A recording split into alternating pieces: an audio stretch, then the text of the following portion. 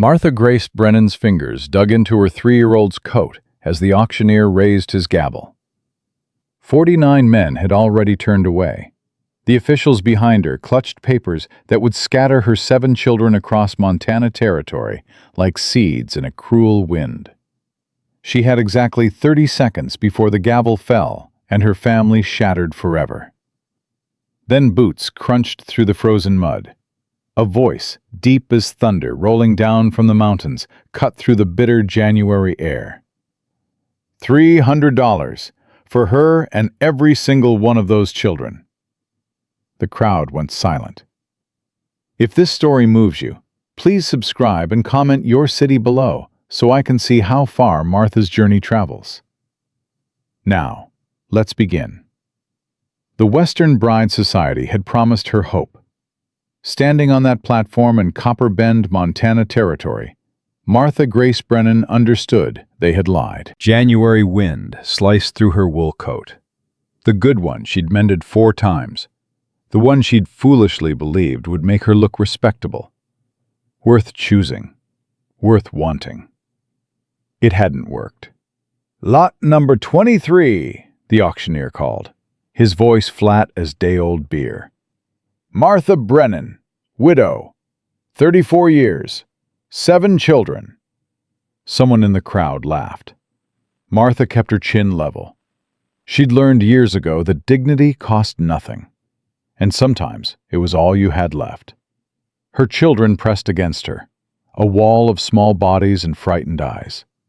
Clara, 14 and far too old for her years, gripped Martha's hand so tight the bones ached. "It's all right," Martha whispered. They both knew it was a lie. "Opening bid," the auctioneer continued, consulting his ledger with obvious distaste. $75. Includes transport fees and settlement provisions for the woman and—" He paused, squinting at the paper. "All 7 children." Silence. Martha had known this moment would come. She'd known it when she'd signed those papers in Philadelphia 3 months ago. When the Bride Society woman had looked at her over wire-rimmed spectacles and said, "The frontier needs women, Mrs. Brennan. Any women. They're not particular."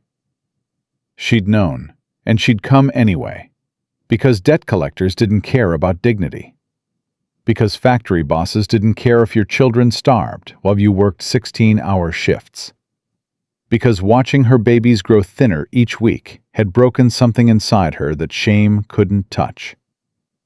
$70, the auctioneer tried again. A man in the front row spat tobacco juice into the mud. "Look at the size of her," he said, loud enough for everyone to hear. "And 7 brats? Might as well buy yourself a plague."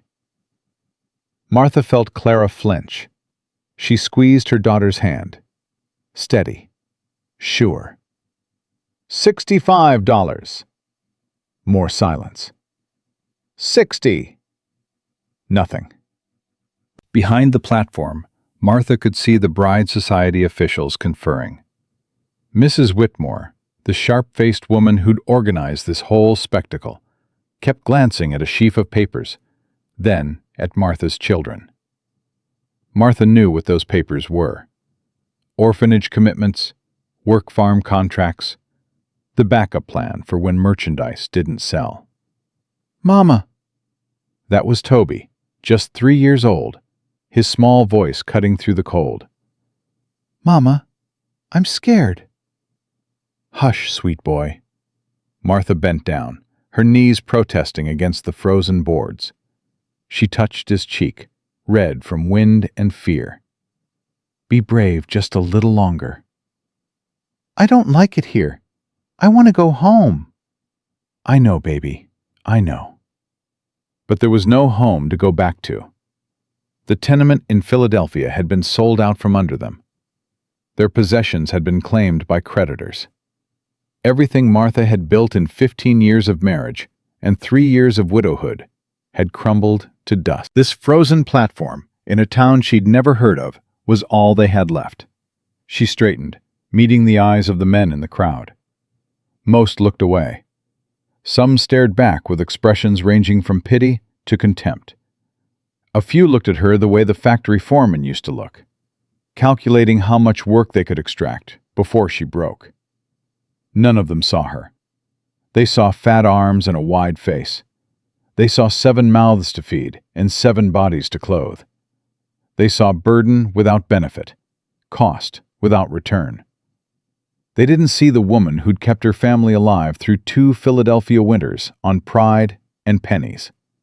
They didn't see the mother who'd learned to set bones and stitch wounds because doctors cost money she didn't have. They didn't see Martha Grace Brennan, who could butcher a chicken, balance a ledger, read Latin, and make a single coat last through 4 children and 5 winters. They saw weight. And in their small minds, weight meant weakness. $55, the auctioneer said, and now there was an edge to his voice. Come now, gentlemen, surely someone needs a cook, a housekeeper. The woman's healthy despite her size. Healthy? A man near the back laughed. She'll eat you out of house and home before spring. More laughter rippled through the crowd. Martha's face burned, but she didn't look down. She wouldn't give them bat. Mama, Clara whispered, they're all laughing at us. Let them laugh. We know what we're worth. Do we? The question hit Martha like a fist. She looked at her eldest daughter, at the doubt swimming in those 2 old eyes, and felt her heart crack. Yes, she said firmly, we do, and someday, somehow, we'll prove it. $50, the auctioneer announced. $50 is the final offer. Do I have any takers? A man in a beaverskin hat stepped forward, and Martha's heart leaped for one desperate second. I'll give you 30, he said. For the oldest girl. She's pretty enough, and she can work. No. The word tore from Martha's throat before she could stop it. No, you can't have her. We stay together. The auctioneer sighed. Ma'am, you're not in a position to— We stay together. Martha pulled Clara behind her, shielding her daughter with her body. All of us, or none of us. Then it'll be none of you. The auctioneer's patience had clearly expired. He turned to Mrs. Whitmore. Mark her as unsold. We'll proceed with the separation protocol. No! Martha's voice cracked. Please, please, there must be someone. Anyone. Mama? Sam, her 12-year-old, pushed forward, his young face twisted with fury. Leave my mother alone. Leave us alone. Samuel, stop. Martha grabbed his arm, pulling him back. Don't make this worse. How can it get worse? Sam's voice broke. They're going to take us away. They're going to split us up. Little Emmy started crying, which set off Rosie, which set off Patty. Soon all the younger children were sobbing, their wails rising into the frozen air like prayers that would never be answered. Martha gathered them as best she could, pulling them close, wrapping her arms around as many as she could reach.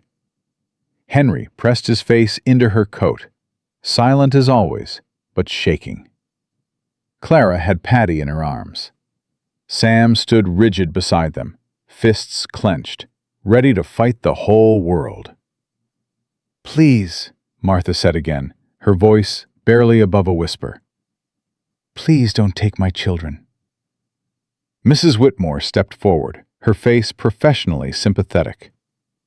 Mrs. Brennan, you knew the terms when you signed. If no suitable match can be found, the children will be placed in care facilities where they can be properly provided for. Properly provided for? You mean work farms. You mean orphanages where they'll be separated and sent to strangers and— They'll be fed, clothed, sheltered, which is more than you can offer them. The words hit like hammer blows. True words. Terrible words. Words that had haunted Martha every mile of the journey west. I'm their mother. And that's why you signed the contract. Because you knew, deep down, that you couldn't give them what they need. Mrs. Whitmore's voice softened, almost kind, which somehow made it worse. "Let them go, Mrs. Brennan. Let them have a chance." "Mama?" Toby's small voice muffled against her skirt. "Don't let them take me. Don't let them take me, Mama." Martha closed her eyes. "God, if you're listening, if you ever listened, please, please help us." "Going once," the auctioneer called. Martha's heart hammered against her ribs. This was it. This was the moment her gamble failed. The moment hope proved itself the liar it had always been. "Going twice." She should never have brought them here. Should have found another way. Should have... $300. The voice came from the back of the crowd, deep and rough as a rock slide. Every head turned. Martha's eyes found him through a blur of desperate tears. A man standing at the edge of the platform. No, not a man. A mountain given human form. He stood well over 6 feet, broad through the shoulders and thick through the chest, dressed in buckskin and fur that made him look like a bear walking upright. His hair fell past his shoulders, dark and shot through with gray, and his face was all hard angles and harder lines. A scar ran from his temple to his jaw, pale against weather-darkened skin. His eyes were the color of winter sky, gray and cold, and absolutely certain. The crowd parted for him like water around a stone. "Did you say 300? The auctioneer sounded like he'd been struck. "I did." The man moved forward with the easy grace of something wild and dangerous. His boots left deep prints in the half-frozen mud. "That cover it?" That's 3 times the asking price." "I can count." The man's eyes swept across Martha's children, assessing them the way a man might assess lumber or livestock. Then his gaze landed on Martha herself. She made herself meet it. Made herself stand straight despite the trembling in her legs, despite the desperate relief flooding through her, despite the fear that came right behind it. This man was buying her. Buying her children. She didn't know him, didn't know what he wanted, what he expected, what kind of life awaited them in whatever wild place he'd come from. But she knew what awaited them if she refused. "Mrs. Brennan." His voice was surprisingly measured for a man who looked like he could tear trees out by the roots. "You understand what this is? What I'm offering?" Martha swallowed. "A marriage contract. Shelter and provision in exchange for domestic services." That's one way to put it. Something flickered in those winter sky eyes. "Here's another. I've got a homestead up in the high country. 2 days' ride from here, hard traveling. It's isolated. It's rough. Winters last 6 months and will try to kill you." He paused, letting the words settle. "The work is hard. Harder than anything you've done before. I need someone who can cook, clean, mend, preserve food, manage a household. In return, I'll provide shelter, food, and protection. Your children will be fed and clothed and kept together." "Together?" Martha's voice cracked on the word. "All 7 of them. I don't split families." His jaw tightened. "That's the deal. You want it or not?" Martha looked at her children, at Clara's tear-stained face and Sam's desperate hope, at Emmy and Henry and Rosie and Patty and little Toby, who didn't fully understand, but knew that Mama was the only solid thing in a world that kept shifting beneath their feet. She looked at Mrs. Whitmore and her papers. Then she looked back at this stranger, this mountain man who'd appeared like an answer to a prayer she'd been too proud to speak. "What's your name?" The question seemed to surprise him. "Hollister. Josiah Hollister." "Mr. Hollister." Martha straightened her spine, ignoring the whispers that had erupted through the crowd. "I have conditions." Someone laughed. "She's got conditions. The fat woman nobody wants has conditions." Josiah Hollister turned his head slowly, finding the man who'd spoken. He didn't say anything. Didn't have to. The man went pale and took 2 steps back. "What conditions?" Josiah asked, turning back to Martha. "You don't lay a hand on my children. Not in anger. Not ever." "Wouldn't think of it." "They get schooling. Reading, writing, arithmetic. Even the girls." "Agreed." "And you don't—" Martha's face burned, but she forced the words out. "You don't expect me to— that is, until we know each other better. You don't assume—" "I sleep in the main room. You and the children take the loft." Josiah's voice held no judgment. "When and if that changes, it'll be your choice, not mine to demand." Martha stared at him. In her experience, men didn't offer choices. They took what they wanted and left you to pick up the pieces. "Why?" she heard herself ask. "Why us? You could have any woman here, younger, prettier, without all this—" She gestured at her children, at herself. "Without all this burden." Josiah was quiet for a moment. Then he spoke, and his voice was low enough that only she could hear. "I buried my wife and son 11 years ago. Buried 2 brothers in the war. I've been alone on that mountain ever since. And I've learned something about burden." His eyes met hers, and for just a moment, she saw something beneath the granite. Something broken. Something familiar. Burden is not having anyone left to carry. You've got 7 reasons to keep fighting. That's not weakness, Mrs. Brennan. That's strength most people can't imagine. Martha's throat tightened. "I can't promise to love you." "Didn't ask you to."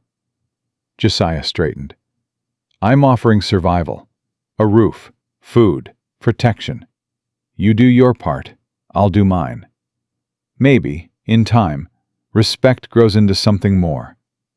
Maybe it doesn't.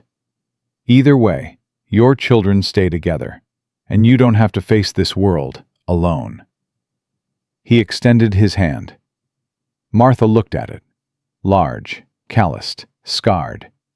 The hand of a man who worked hard and expected others to do the same. Behind her, Mrs. Whitmore cleared her throat.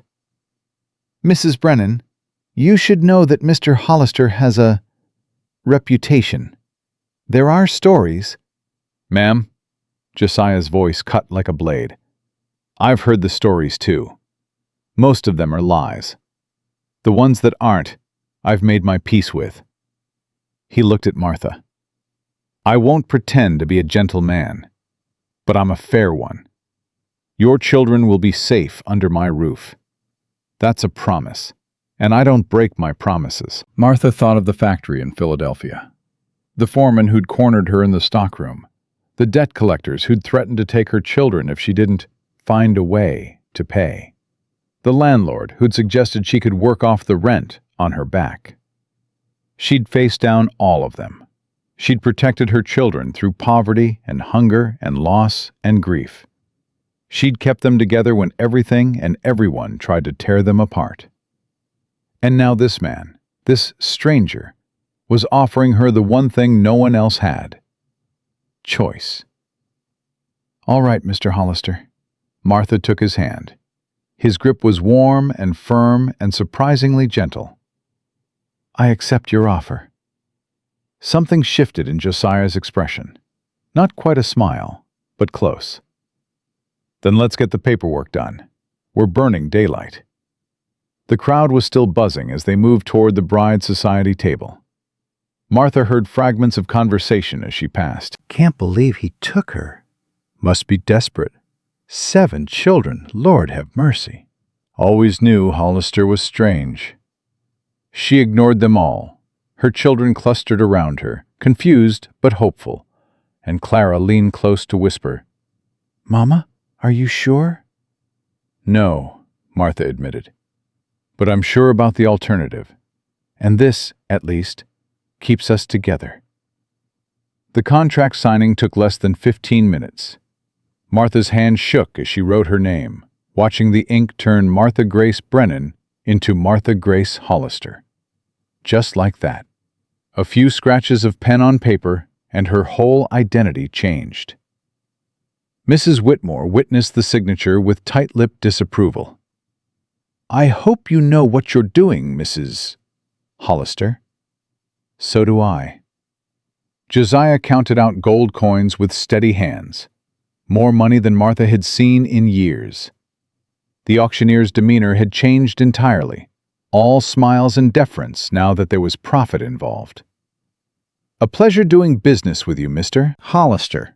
I'm sure Mrs. Hollister will make a fine—" "We're done here." Josiah picked up the signed contract and handed it to Martha. "Keep this somewhere safe." Martha folded it carefully and tucked it into her dress. Whatever else happened, this piece of paper meant her children stayed with her. It was worth more than gold. "I've got a wagon waiting," Josiah said, already moving toward the edge of town. "We need to leave now if we're going to make good time before dark." Martha gathered her children with quick efficiency. "Clara, take Patty and Toby. Sam, you and Henry handle the trunk. Emmy, Rosie, stay close to me." They moved like a small army, years of practice making them efficient even in chaos. Josiah watched without comment, his expression unreadable.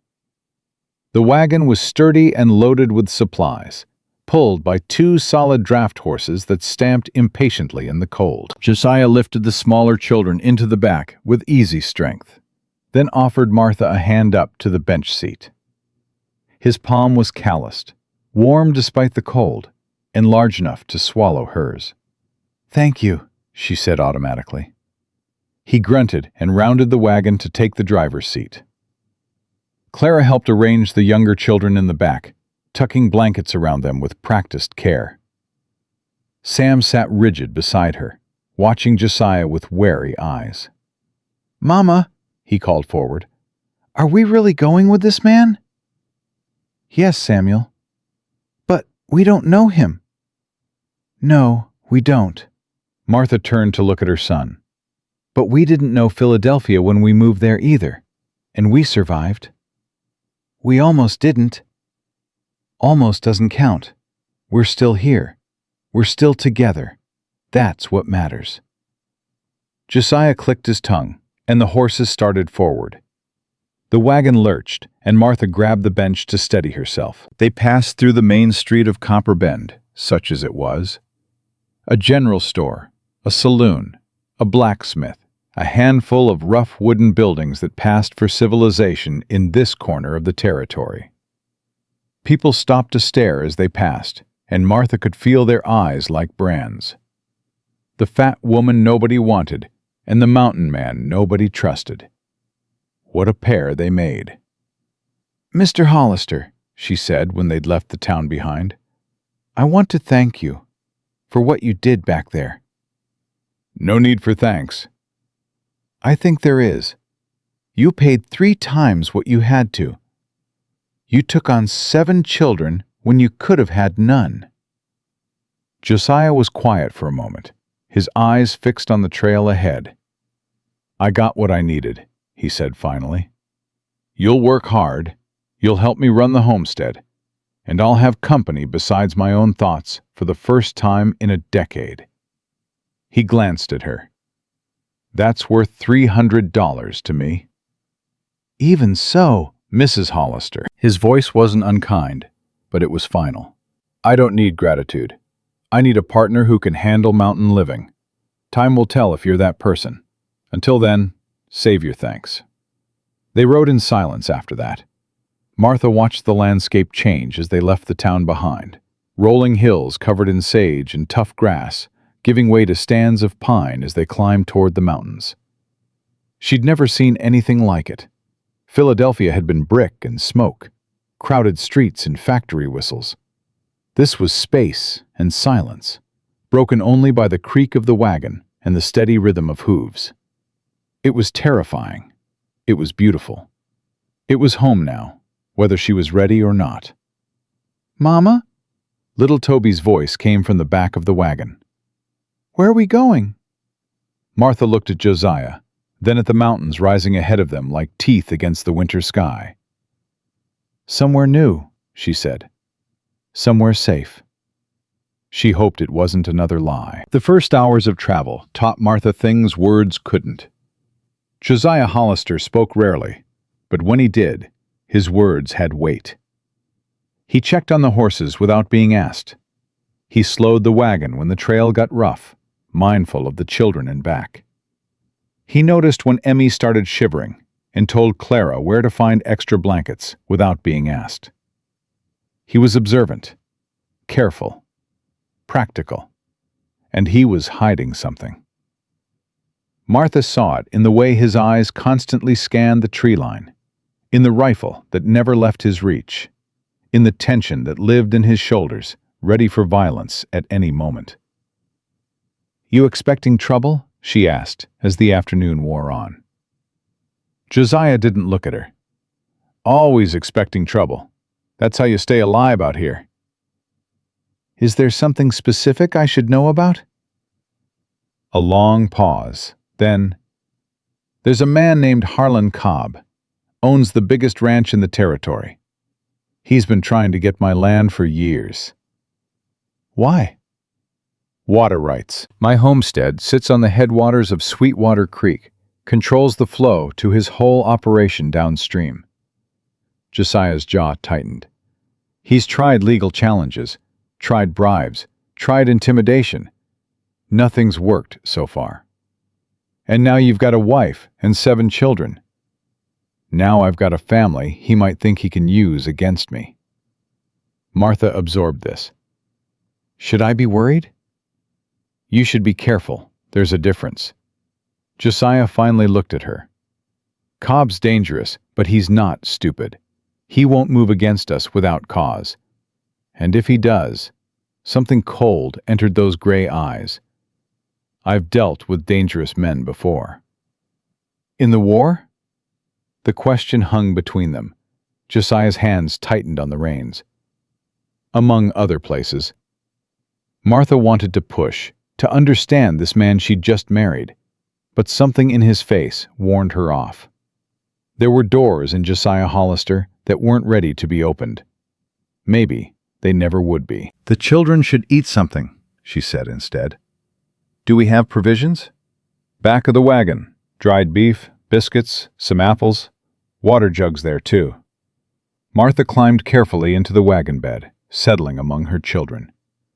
They looked up at her with anxious eyes, full of questions she wasn't sure how to answer. "All right, little ones. Time for supper." She distributed food with practiced efficiency, making sure the youngest got the softest biscuits, the ripest apple slices. Sam tried to refuse his portion, but Martha fixed him with a look. "You need to eat. We all do." "I'm not hungry." "Samuel Thomas Brennan," she caught herself. "Hollister. You'll eat, or you'll answer to me." Sam's jaw tightened, so like his father's it made Martha's heart ache. But he took the food. Clara helped feed the little ones, cutting apple slices small enough for Toby and Patty to manage.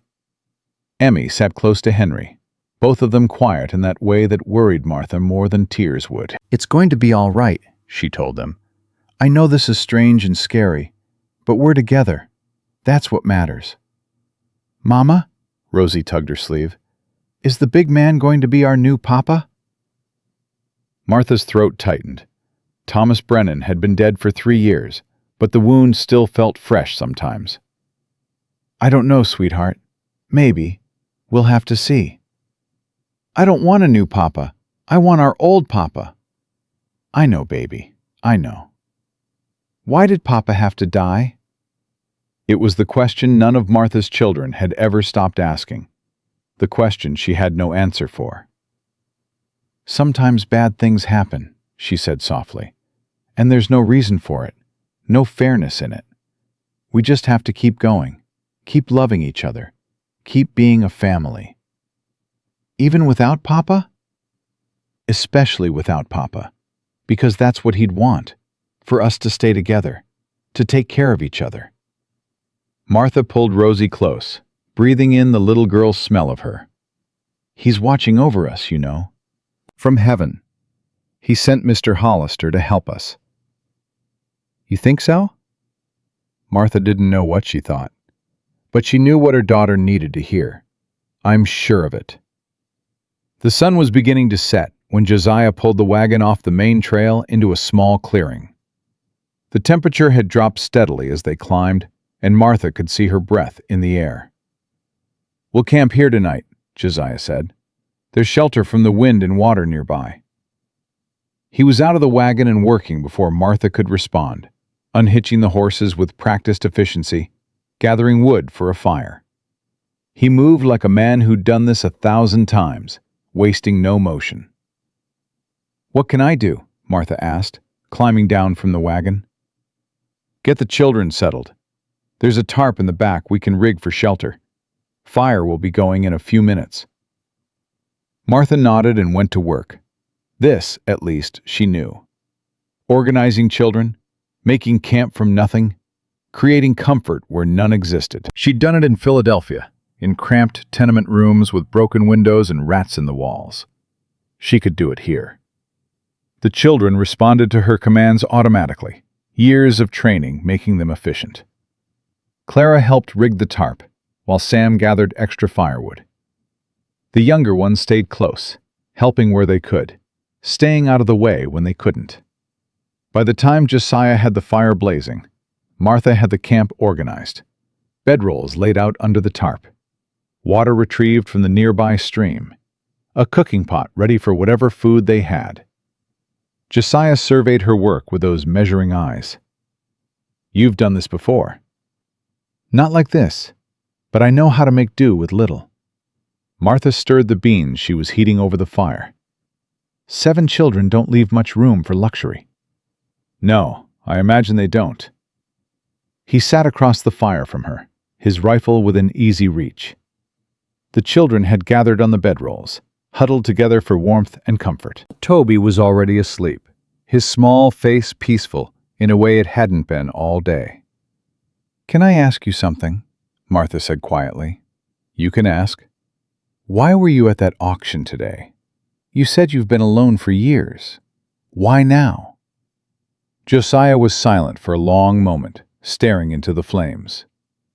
I was in town for supplies, he said finally. Heard there was an auction happening. Thought I'd watch. He paused. I wasn't planning to buy anything. What changed? Another silence. When he spoke, his voice was rough. I saw you standing there with those children. Saw the way you held them, protected them. I saw 50 men look at you and see nothing but burden. His jaw tightened. And I thought about my mother. Martha hadn't expected that. Your mother? She raised 4 boys, mostly alone. Our father died when I was 6. She worked herself to the bone, keeping us fed, keeping us together. People looked at her the same way those men looked at you, like she was less than nothing. Josiah's eyes met Martha's across the fire.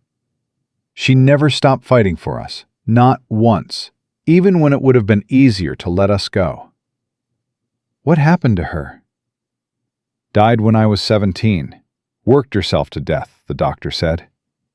Josiah's voice was flat, controlled.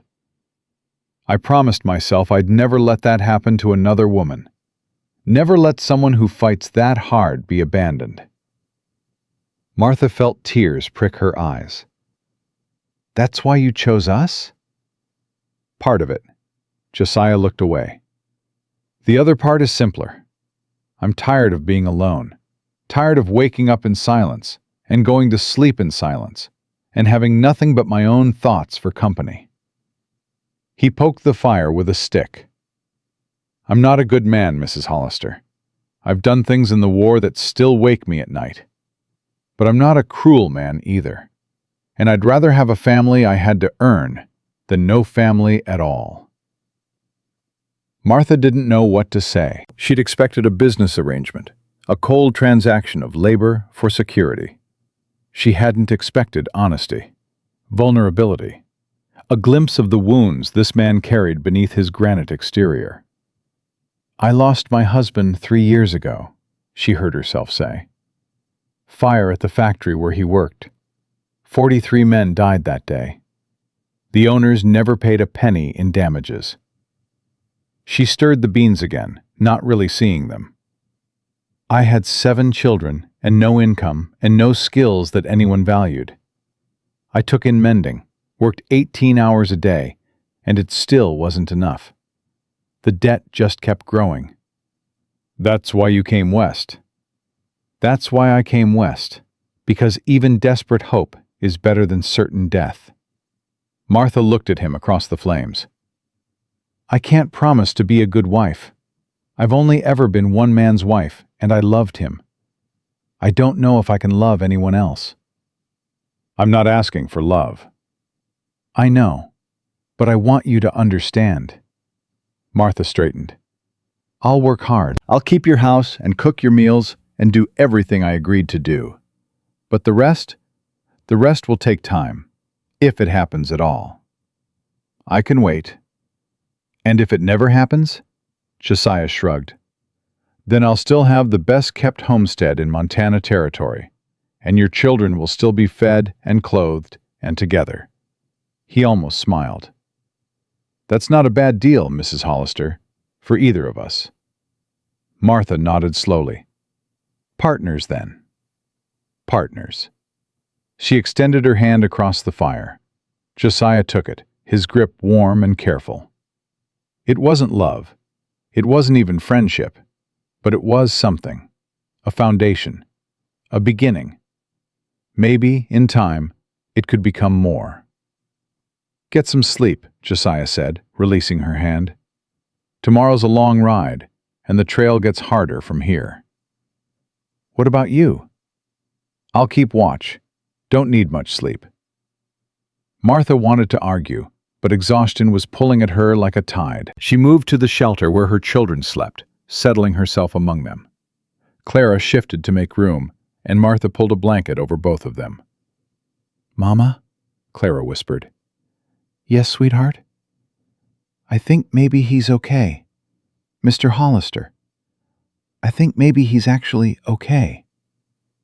Martha looked at the man sitting by the fire, his face hard in the flickering light, his eyes scanning the darkness for threats. "I think maybe you're right." She closed her eyes, and for the first time in months, sleep came without tears. Outside the shelter, Josiah Hollister kept watch. His hand rested on his rifle, his eyes never still. The mountains rose dark against the stars, full of dangers both animal and human. But for the first time in 11 years, he wasn't alone. And that, he was beginning to realize, changed everything. The second day broke cold and gray, clouds hanging low over the mountains like a warning. Martha woke to the smell of coffee and the sound of Josiah already moving, packing supplies, checking the horses. "Storm coming," he said when she emerged from the shelter. "We need to move fast." Martha didn't argue. She roused the children with quiet efficiency, getting them fed and bundled before the first snowflakes began to fall. The trail climbed higher as morning wore on, winding through pine forests and across rocky outcroppings that made the wagon groan in protest. Martha gripped the bench seat as they navigated a particularly narrow stretch, the ground dropping away sharply to their right. "Mama, I'm scared," Pabby called from the back. "Close your eyes, sweetheart. We'll be past it soon." "Does the trail get worse than this?" Martha asked Josiah quietly. "Some places, but the wagon can handle it." He glanced at her. "You're doing fine." It wasn't much, but Martha found herself warming to the small praise. Josiah Hollister didn't waste words. When he spoke, he meant it. The snow thickened as they climbed, fat flakes that stuck to everything. By midday, visibility had dropped to barely 50 feet, and Martha could no longer see the trail ahead. "There's a cabin," Josiah said. "Old Trapper's place. Another hour's ride. We'll shelter there until this passes." "Can the horses make it?" "They'll have to." Martha turned to check on the children. They were huddled together under blankets, their faces pale with cold and fear. Clara had Toby in her lap, rubbing his small hands between her own. "Everyone all right back there?" "We're cold, Mama," Emmy said, her teeth chattering. "Really cold." "I know, baby. Not much longer now." But the hours stretched into 2, the snow coming down so thick that Josiah had to lead the horses on foot, feeling his way along the trail. Martha took the reins, guiding the wagon forward at his signals, her hands numb inside her gloves. She was starting to wonder if they'd die out here, frozen on a mountain trail in the middle of nowhere, when Josiah's voice cut through the white. "There, ahead!" The cabin materialized from the snow like a ghost, small and rough-hewn, but solid, with a stone chimney and the lean-to shelter for animals. Josiah had the children inside within minutes, then came back for Martha. "Can you walk?" Her legs were stiff, clumsy with cold. She stumbled getting down from the wagon, and Josiah caught her, his arms strong and sure. "I've got you." For just a moment, Martha let herself lean against him, let herself feel the warmth of another body, the security of being held. Then she straightened. "The children need a fire." "I know. Get inside. I'll handle the horses." The cabin was dark and cold, but dry. Martha found the fireplace, found kindling and matches left by some previous traveler. Her hands shook as she worked, but she'd built fires in worse conditions. Within minutes, flames were licking at the wood, casting orange light across the rough walls. "Gather round," she told the children. "Get warm." They clustered around the fire like moths, their small faces pinched and blue. Martha counted heads automatically. Clara, Sam, Emmy, Henry, Rosie, Patty, Toby. All present, all alive, thank God. Josiah came in carrying armloads of supplies, snow covering his shoulders and hair. He made 3 trips, bringing in everything they might need before finally closing the door against the storm. "How bad is it out there?" Martha asked. "Bad. We'll be here tonight, maybe tomorrow." He moved to the fire, holding his hands to the warmth. "But we're safe. Cabin's solid. Plenty of wood." "The horses?" "Sheltered and fed. They'll be fine." Martha nodded, some of the tension leaving her shoulders. They were safe. For now, they were safe. The evening passed in strange domesticity. Martha cooked dinner from their supplies, a simple stew that nonetheless tasted like heaven after the cold. The children ate hungrily, their fear fading as warmth and food did their work. Josiah watched them with those measuring eyes, and Martha wondered what he saw. 7 children who weren't his. 7 mouths to feed. 7 lives depending on his choices.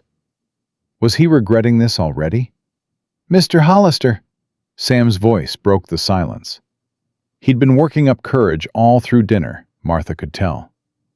"Can I ask you something?" "Go ahead." "The war. Were you in it?"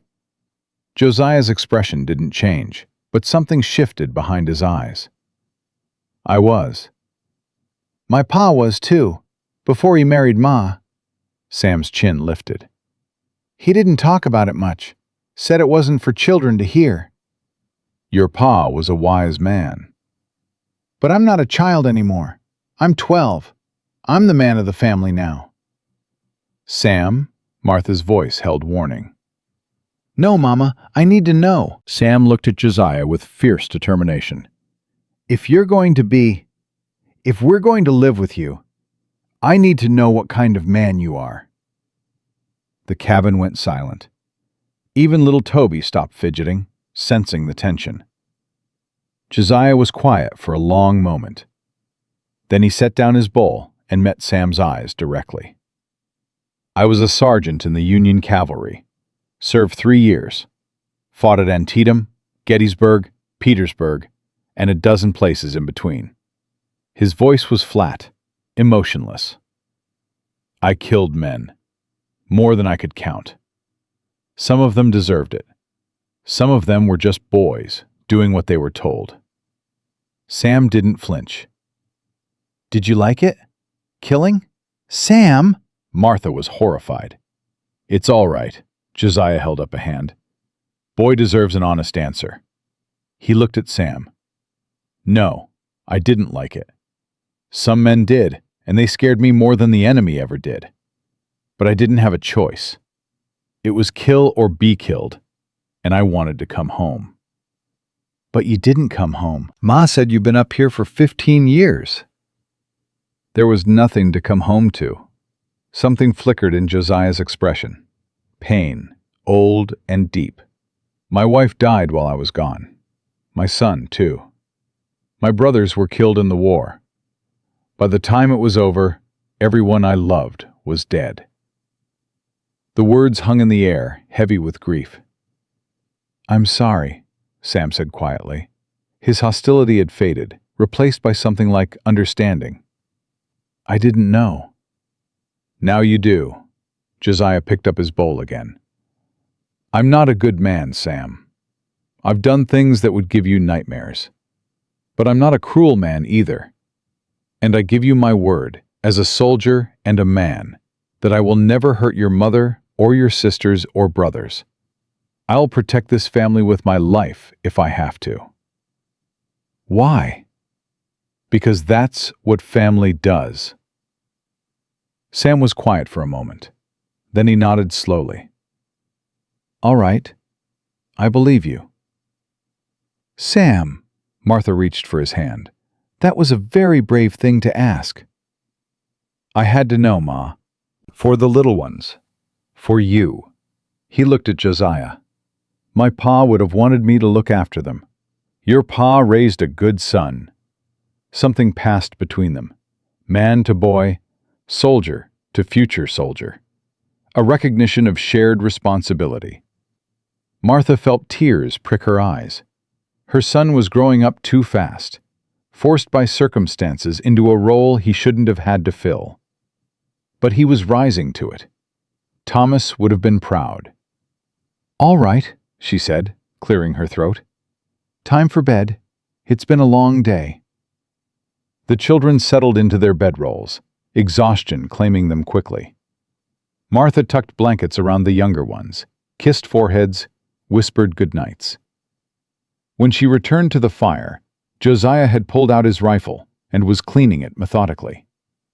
"Thank you," she said quietly, "for answering him honestly."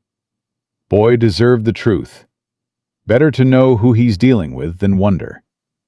Most men would have brushed him off. "I'm not most men." Josiah reassembled the rifle with practiced hands. "Your son's got courage. He'll need it out here." "I worry about him. He tries so hard to be the man his father was." "He can't be his father, but he can be himself." Josiah set the rifle aside.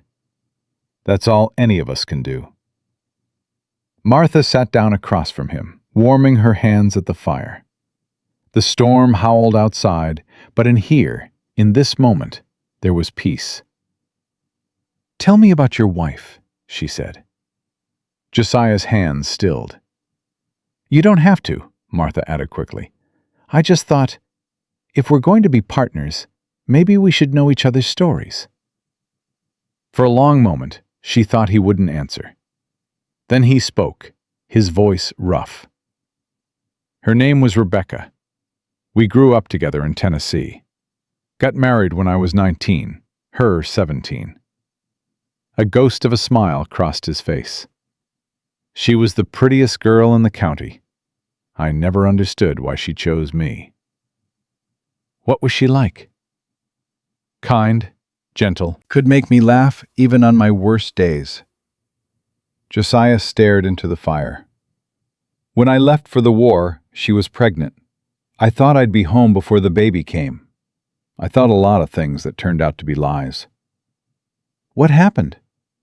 Fever swept through our town the winter of '64. Took her and our son in the same week. By the time I got word, they'd been dead for 2 months. I'm so sorry. I came home to an empty house and 2 graves. Josiah's voice was flat, controlled, but Martha could hear the pain underneath.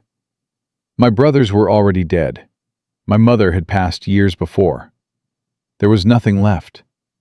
So I sold the farm, bought a horse, and rode west until I couldn't ride anymore.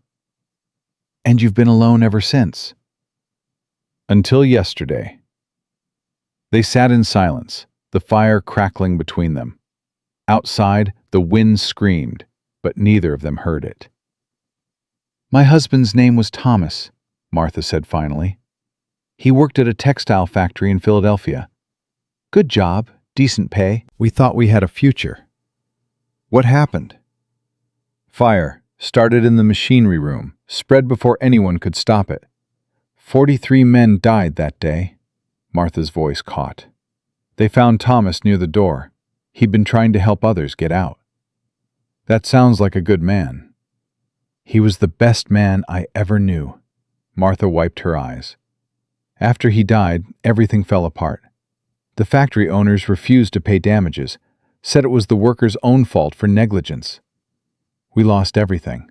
The house, the savings, all of it, gone to lawyers and creditors. How did you survive? I took in mending, worked 18 hours a day, 7 days a week. Martha laughed bitterly. It wasn't enough. It was never enough. Every month we fell further behind. Every month the collectors came with more threats. That's why you signed with the Bride Society. I had nothing left. No money, no prospects, no hope.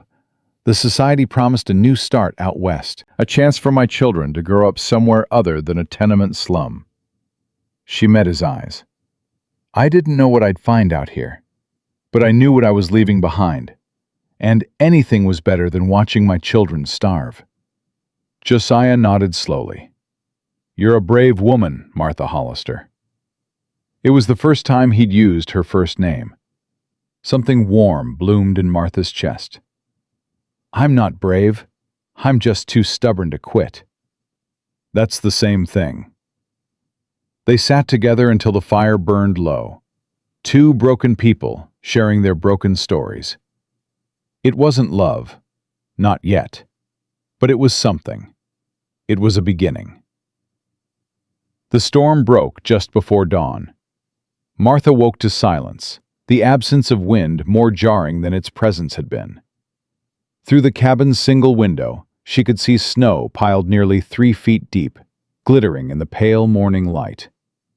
Josiah was already up, adding wood to the fire. He moved quietly, trying not to wake the children, and Martha watched him for a moment before speaking.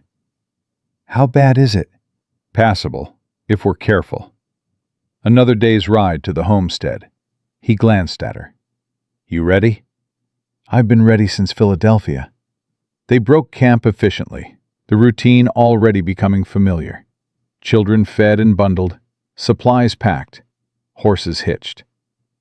By the time the sun was fully up, they were on the trail again. The snow made everything harder. The horses struggled through drifts that reached their bellies. The wagon lurched and groaned.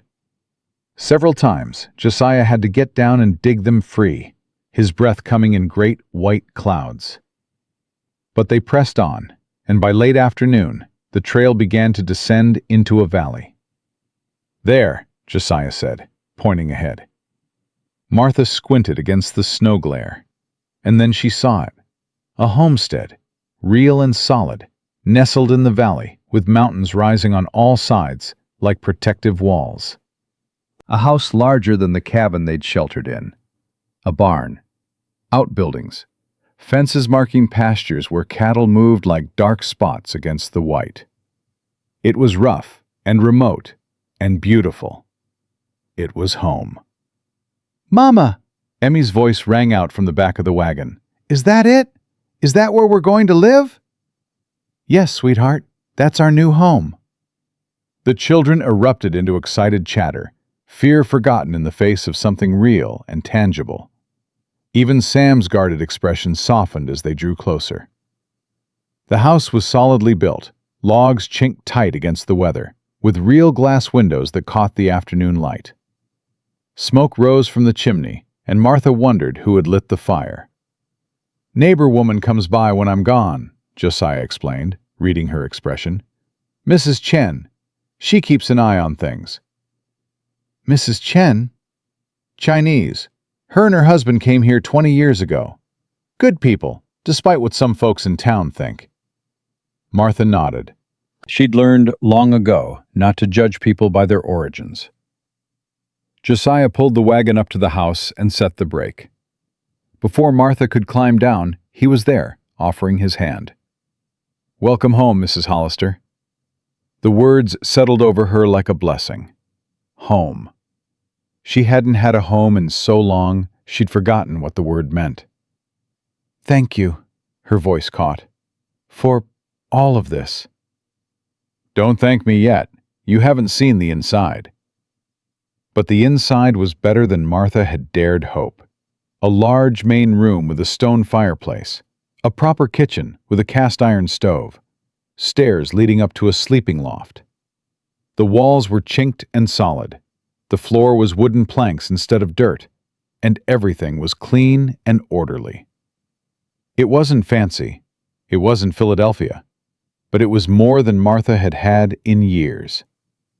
The children spread out, exploring every corner, their excited voices filling the space. Toby found a rocking chair by the fire and immediately claimed it. Rosie discovered a shelf of books and squealed with delight. Even Henry, usually so quiet, was smiling. "The loft has 2 sleeping areas," Josiah said. "Children can have one side, you the other. I'll take the main room down here." "You don't have to. We talked about this." His voice was firm, but kind. "Take the time you need. There's no rush." Martha wanted to argue, but she didn't. The truth was, she was grateful. Grateful for the space, the respect, the chance to breathe. "I'll start supper," she said instead, "if you'll show me where things are." They worked together in the kitchen, Josiah showing her the layout of supplies, the quirks of the stove, the location of water and wood. It was domestic and ordinary, and somehow profound. "You've kept this place well," Martha said, admiring the orderly shelves. "Had nothing else to do for 15 years. Most men living alone would let things go."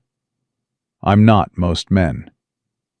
It was becoming a refrain. "My mother taught me that order matters, that the way you keep your home reflects the way you keep your life." She sounds like a wise woman. She was. Supper was simple, but hot. Beans and salt pork, biscuits baked in the oven, coffee for the adults, and milk for the children that Josiah fetched from a spring house out back. They ate at the big table, all 9 of them crowded together, and Martha felt something she hadn't felt in years. Not happiness, not yet, but possibility. After dinner, she got the children settled in the loft while Josiah cleaned up. They were exhausted, asleep almost before their heads hit the pillows. Martha tucked blankets around them, kissed foreheads, whispered prayers. When she came back down, Josiah was sitting by the fire, staring into the flames. "They're good children," he said without looking up. "They've had to be." Martha sat across from him. "Life hasn't given them much choice. They'll have choices now. Room to grow, space to learn, time to be children instead of just survivors." "Is that what you want for them?" Josiah looked at her. "I want them to have what I didn't. A family that stays together. A home that's safe. A chance to become who they're meant to be, not just who circumstances force them to be." "That's a beautiful dream." "It's not a dream. It's a plan." He leaned forward. "I've been alone a long time, Martha. I've had years to think about what matters, what I'd want if I ever had another chance. And now I do. I'm not going to waste it. What about you? What do you want for yourself? I want to stop being alone. The words were simple, honest. I want to wake up to voices instead of silence. I want to work for something beyond just my own survival. I want to matter to someone again. You matter to us. The words came out before Martha could stop them. Already, after just 2 days. You saved us, Josiah. Gave us a chance when no one else would. I gave us both a chance. They sat in comfortable silence, the fire crackling between them. Outside, the night was cold and dark, but in here, there was warmth. We should get some rest, Martha said finally. Tomorrow we'll be busy, I imagine. Every day's busy on a homestead, but we'll manage. Martha stood, then paused. Josiah? Yes? I'm glad it was you, on that platform. I'm glad you were the one who chose us. Something softened in his face. So am I. She climbed to the loft and lay down among her sleeping children. Through the floorboards, she could hear Josiah settling into his bedroll by the fire. They were home. Against all odds, against all reason, they had found a home. Now they just had to keep it. The first week passed in a blur of learning. Martha threw herself into the work, determined to prove her worth.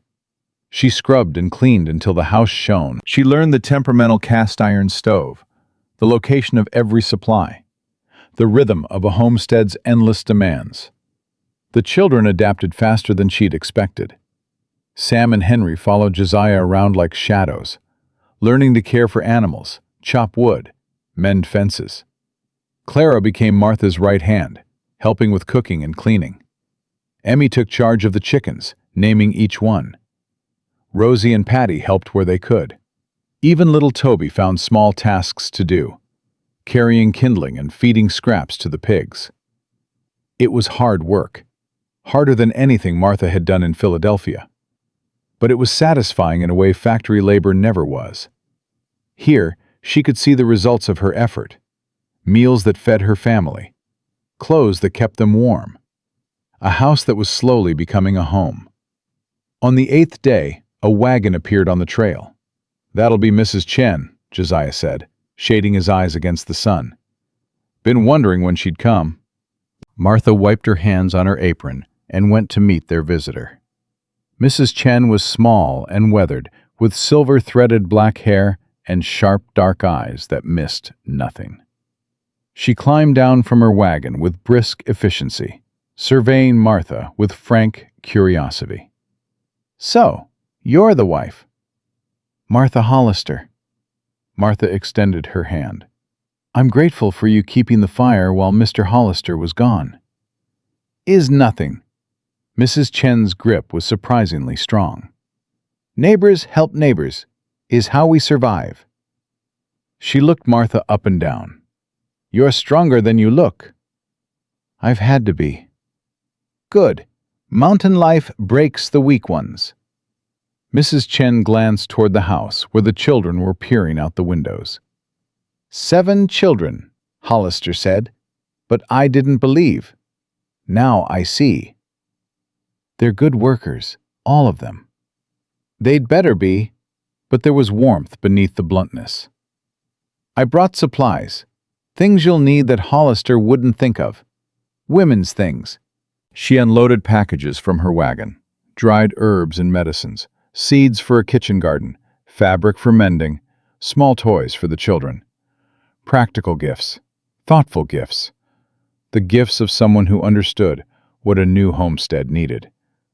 Thank you, Martha said, genuinely touched.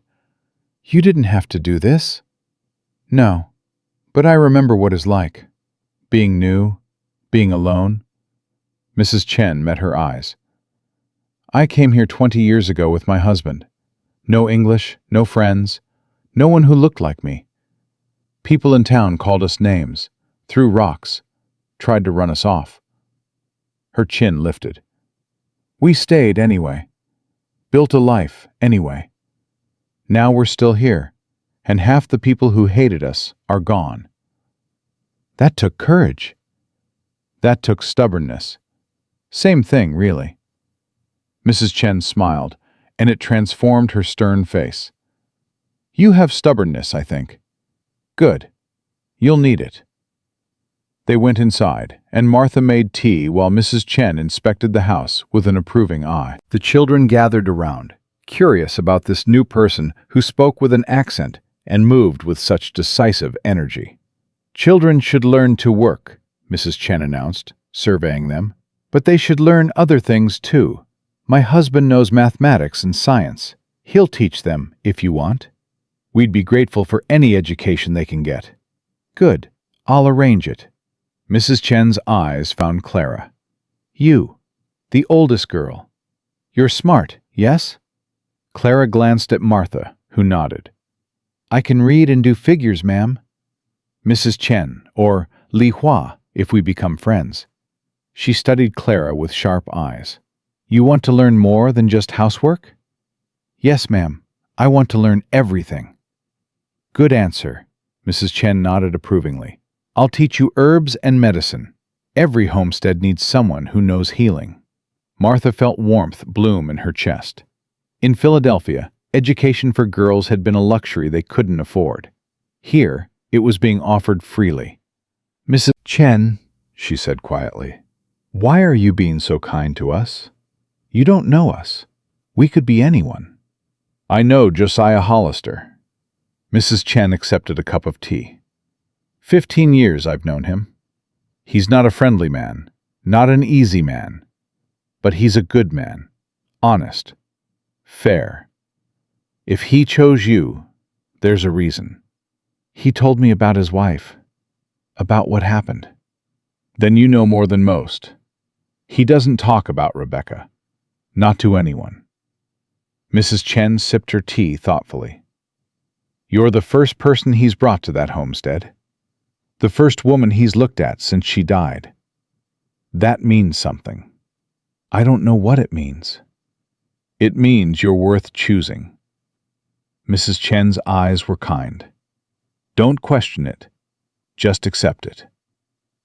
They talked for hours, Mrs. Chen sharing knowledge of local plants, weather patterns, the rhythms of mountain life. She told Martha about the neighbors, mostly good people, and about those who weren't. There's a man named Harlan Cobb, she said, her voice dropping. Owns the big ranch east of here. He's been trying to take Josiah's land for years. Josiah told me something about water rights. Water is everything out here. Josiah's land controls the flow to Cobb's whole operation. Without that water, his cattle die.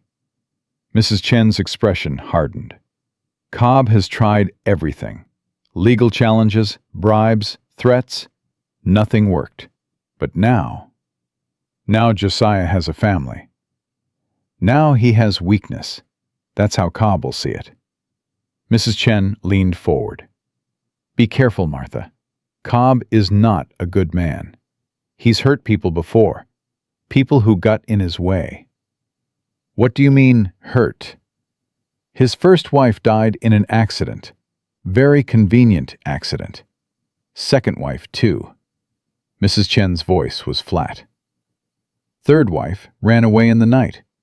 No one's seen her since. A chill ran down Martha's spine. You think he killed them? I think dead women don't testify. I think convenient accidents happen to people who make trouble for Harlan Cobb. Mrs. Chen stood, gathering her things. I'm not trying to frighten you. I'm trying to warn you. Keep your children close. Keep your eyes open. And if Cobb comes around, don't be alone with him. Ever. Martha walked her to the wagon, mind churning with this new information.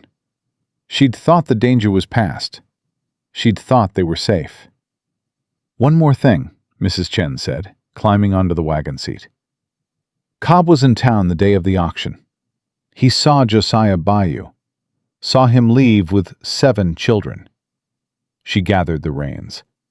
Word is, he was furious. said Josiah had no right to be happy when better men were suffering. That's insane. Cobb is insane. That's what makes him dangerous. Mrs. Chen clicked to her horse. Be safe, Martha Hollister. I'll come back in a week. Sooner, if there's trouble. Martha watched her go, the wagon disappearing down the trail, and felt the weight of warning settle over her. She'd escaped the auction block, only to land in someone else's crosshairs. That night, after the children were asleep, she told Josiah what Mrs. Chen had said. His face went hard as stone. She's right to warn you. Cobb's dangerous, more than I let on before. Why didn't you tell me? Didn't want to frighten you, not when you'd already been through so much. I'd rather be frightened than ignorant. Martha's voice was sharp. If there's danger to my children, I need to know. You're right. Josiah ran a hand through his hair. I'm sorry. I'm not used to having someone to tell things to. Get used to it. We're partners, remember? That means no secrets. Not about things that could get us killed. He nodded slowly. Cobb's been after my land since I first staked the claim. Tried to buy me out. Tried to prove my title was invalid. Tried to intimidate me into leaving. His jaw tightened. When none of that worked, he got more direct. Poisoned my well once. Shot one of my horses. Left warnings on my door. Why didn't you go to the law? What law? The sheriff in Copper Bend is in Cobb's pocket. The territorial marshal is 200 miles away. Out here, you handle your own problems, or you don't survive. Martha absorbed this. What do we do? We stay alert. We don't go anywhere alone, and we make sure Cobb knows that if he comes for us, he'll pay in blood. Is that enough? It has to be. Josiah met her eyes. I won't let him hurt you or the children. Whatever it takes, whatever I have to do, I'll keep you safe. I know. And she did. She'd seen what Josiah Hollister was capable of. The violence coiled beneath his calm exterior. The soldier who'd survived 3 years of war. But I won't hide behind you while you fight alone. We're in this together. Martha, no, you chose us, Josiah. All of us. That means you get all of us, including me standing beside you, whatever comes. Something shifted in his expression. Surprise, maybe.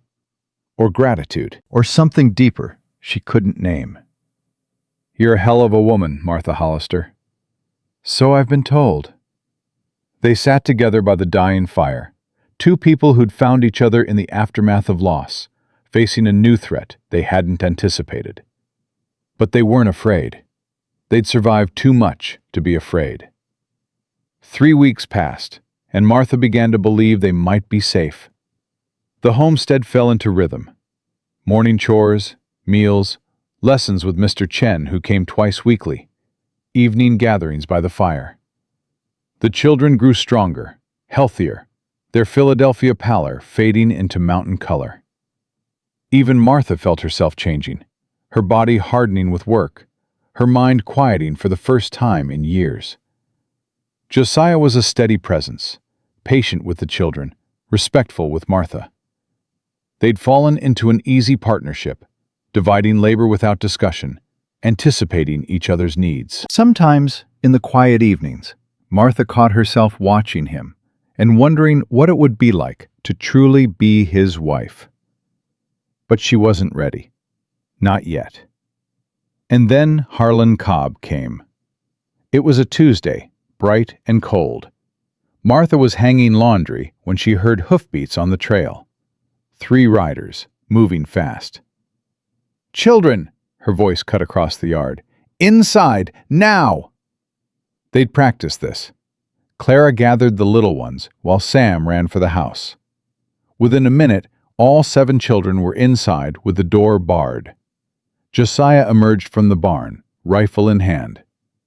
"Stay behind me," he said quietly. The riders pulled up at the edge of the yard. The lead man was ordinary in every way. Medium height, medium build, brown hair going gray. His clothes were expensive, his horse was well-bred, and his smile didn't reach his eyes. Josiah Hollister. His voice was pleasant, cultured. Been a while. Not long enough, Cobb. Harlan Cobb dismounted, handing his reins to one of his men. He moved toward them with the easy confidence of someone who'd never been denied anything in his life. Heard you got yourself a family. Had to come see for myself. His eyes found Martha, and something cold slithered behind them. This the wife? Martha Hollister, she said, her voice steady despite her pounding heart. And you're not welcome here. Cobb's eyebrows rose. Direct. I like that. He took another step forward. Mrs. Hollister, I don't believe we've been properly introduced. I'm Harlan Cobb. I own the biggest ranch in the territory. I know who you are. Do you? Then you know I'm a man of considerable influence, a man who could make your life here very comfortable. His smile widened. Or very difficult. Is that a threat? Merely an observation. Cobb turned to Josiah. You've done well for yourself, Hollister. Fat wife, 7 brats, nice little homestead. Must feel good, playing house after all these years. Say what you came to say and get off my land. Always so hostile, Cobb shook his head. I came to make you an offer, a generous offer.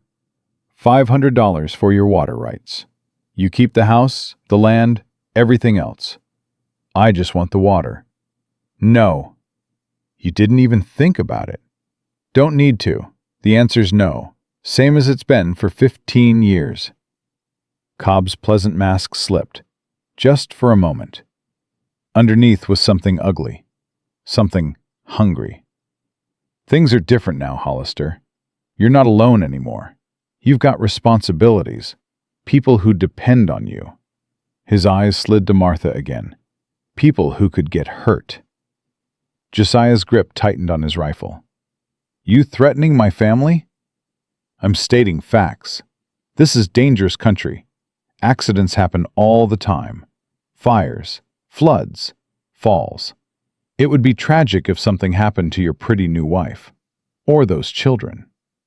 Martha stepped forward before she could stop herself. You don't scare me, Mr. Cobb. I should. He turned to face her fully. Mrs. Hollister, you don't know this territory. You don't know the dangers. A woman alone with 7 children. If something were to happen to your husband, well... He spread his hands. It doesn't bear thinking about. Then don't think about it. And don't come back here. For a long moment, Cobb just stared at her. Then he laughed, a sound without warmth. You've got spirit, I'll give you that. He walked back to his horse. Think about my offer, Hollister. $500 is more than fair. Take it, and we can all be neighbors. Refuse, and... He shrugged. Well, like I said, accidents happen. He mounted his horse, tipped his hat to Martha with mocking courtesy, and rode away with his men. The moment they were out of sight, Martha's legs gave out. Josiah caught her, his arms strong and sure. Easy, you're all right. I've never been so scared in my life, her voice shook. The way he looked at me, at the house. He knows the children are in there. I know. What do we do? Josiah's jaw was set like iron. We prepare. That night, after the children were asleep, Josiah taught Martha to shoot. I hate guns, she said, staring at the rifle in her hands. Always have. Hate them all you want, but learn to use them. He adjusted her grip, moved her stance. Cobb won't come alone. He'll send men, probably at night. If something happens to me, you need to be able to protect yourself and the children. Nothing's going to happen to you. Probably not, but probably isn't good enough when you've got 7 kids depending on you. Martha raised the rifle, sighting along the barrel the way he'd shown her. Her arms ached. The gun was heavy and cold and terrifying. She pulled the trigger. The recoil nearly knocked her down, but the can she'd been aiming at jumped off the fence post. "Good," Josiah said. "Again." They practiced until Martha's shoulder was bruised and her ears were ringing. By the end, she could hit a target at 30 yards more often than she missed. "I still hate guns," she said, unloading the rifle. "Good. People who like guns too much can't be trusted." Josiah took the weapon, checking it automatically. "But now you can defend yourself. That's what matters." "Will it come to that?" "I hope not." His eyes met hers in the darkness. "But Cobb doesn't give up. He's been after this land for 15 years. Having you and the children here, it just gives him more leverage." "We could leave." The words hurt to say. "Go somewhere else. Start over." "Running won't help. Cobb would follow, or someone like him. There's always someone who wants what you have." Josiah shook his head. "No, we stand our ground. We fight if we have to. And we show Cobb that this family isn't one he can break." "You really believe we can win?" "I believe we don't have a choice." He reached out, touched her face gently. "I've lost everyone I ever loved, Martha." "I won't lose you too. Not to Cobb. Not to anyone." Martha leaned into his touch. This man, this rough, scarred, broken man who'd been alone for 15 years. He'd taken on her and 7 children without hesitation. He was willing to fight, willing to die, to keep them safe. "Josiah?" "Yes?" "I think I'm falling in love with you." The words surprised them both. Martha hadn't meant to say them, hadn't even known she felt them until they were out. Josiah went very still. "Martha, you don't have to." "I know I don't have to. I want to." She took his hand. "You've given us everything. A home, protection, a chance. You've been patient and kind, and you've never once made me feel like a burden. How could I not love you?" "I'm not an easy man to love." "Neither was Thomas. I loved him anyway." She squeezed his hand. "I'm not saying I'm ready for everything that means, but I wanted you to know. I needed you to know." For a long moment, Josiah didn't speak. Then, slowly, carefully, he pulled her close. "I've been falling in love with you since the moment you stood up to Cobb today," he said quietly. "Maybe before that. Maybe since I saw you on that platform, holding your children like you'd fight the whole world to keep them." "I would.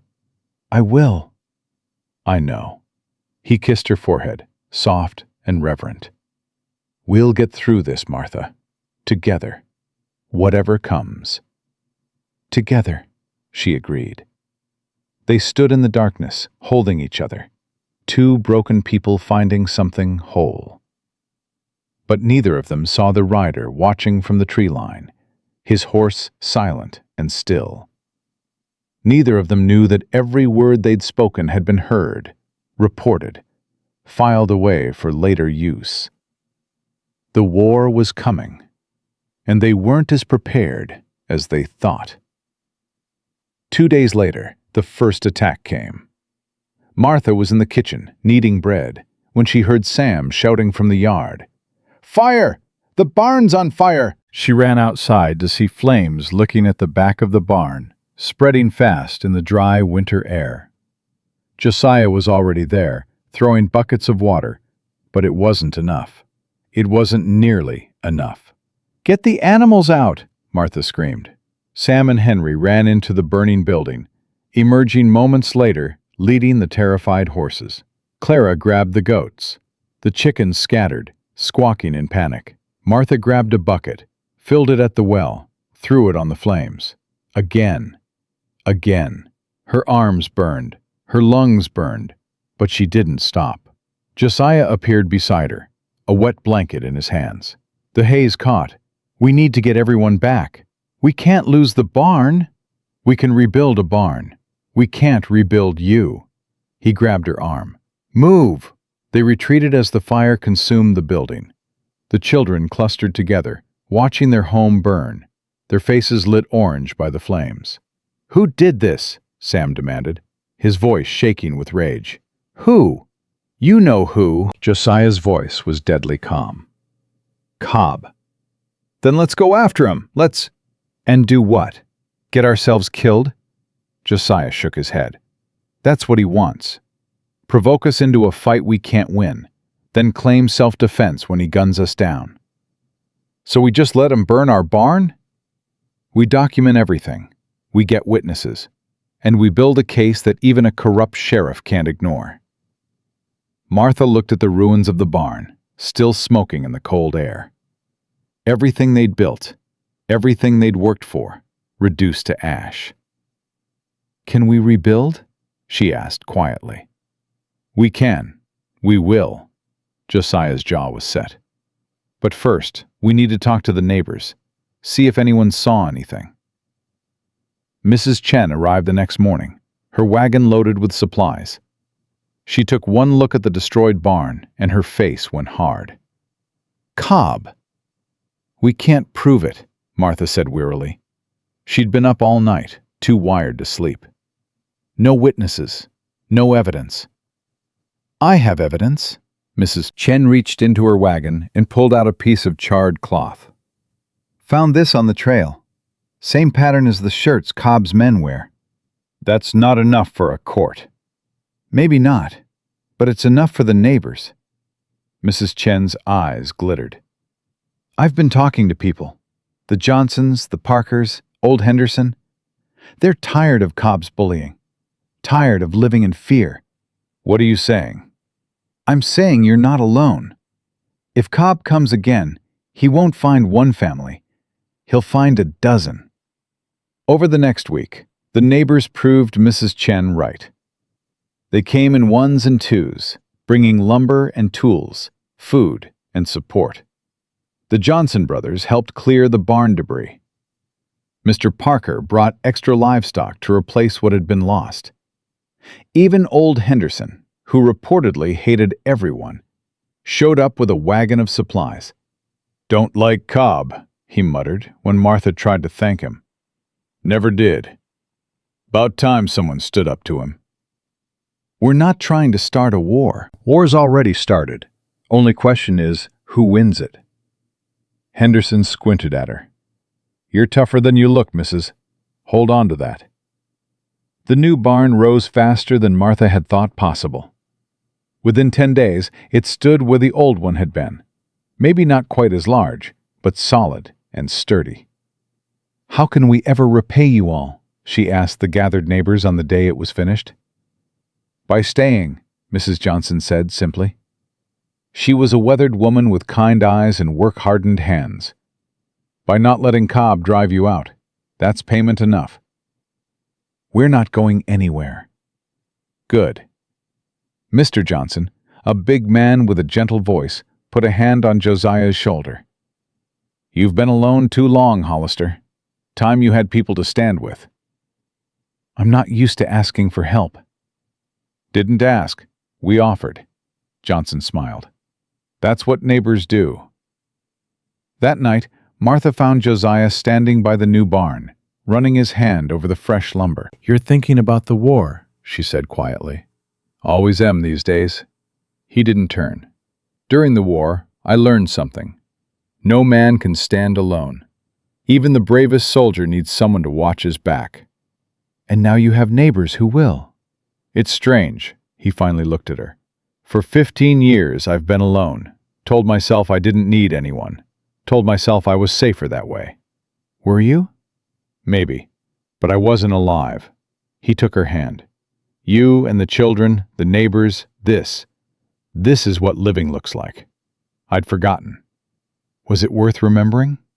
Every damn day. Martha stepped closer, and this time, when their lips met, there was nothing tentative about it. This was a claiming, a promise, a declaration of everything they'd been too afraid to say. When they pulled apart, Josiah rested his forehead against hers. I love you, Martha Hollister. I love you too, she smiled. Took us long enough to say it. Some things are worth taking time over. And some things can't wait any longer. Martha took his hand. Come inside, Josiah. It's cold out here. He understood what she was asking. She could see it in his eyes, the question, the hope. Are you sure? I've been sure for weeks. I was just too scared to admit it. Scared of what? Of losing you, of loving someone again and having them taken away. She touched his face, tracing the scar that ran from temple to jaw. But you showed me something. You can't protect yourself from loss by refusing to love. All you do is lose before you even begin. That's a hard lesson. I've learned a lot of hard lessons. She took his hand, leading him toward the house. Tonight, I want to learn something soft. They went inside together, and for the first time since they'd married, they were truly husband and wife. 2 weeks later, the territorial marshal arrived. Martha was teaching the children their letters when she heard the horse. One rider, moving steady, not fast. She went to the door and found a weathered man in a badge dismounting at their gate. Mrs. Hollister? He tipped his hat. I'm Marshal Daniel Ford. I'd like a word with your husband. He's in the back pasture. I'll send my son to fetch him. Much obliged. Martha sent Sam running while she invited the marshal inside. He accepted coffee and sat at the table, his eyes taking in everything. The clean house, the well-fed children, the obvious signs of a home that was loved. Nice place you've got here. We've worked hard to make it so. I can see that. The marshal's voice was neutral, but not unkind. Mrs. Hollister, I'll be direct. I've received a complaint about your husband. From Harlan Cobb. Martha's heart dropped. What kind of complaint? Several kinds. Threatening behavior, trespassing, stealing water. Cobb claims your husband has been harassing him for months. That's a lie. Maybe so, but I'm required to investigate.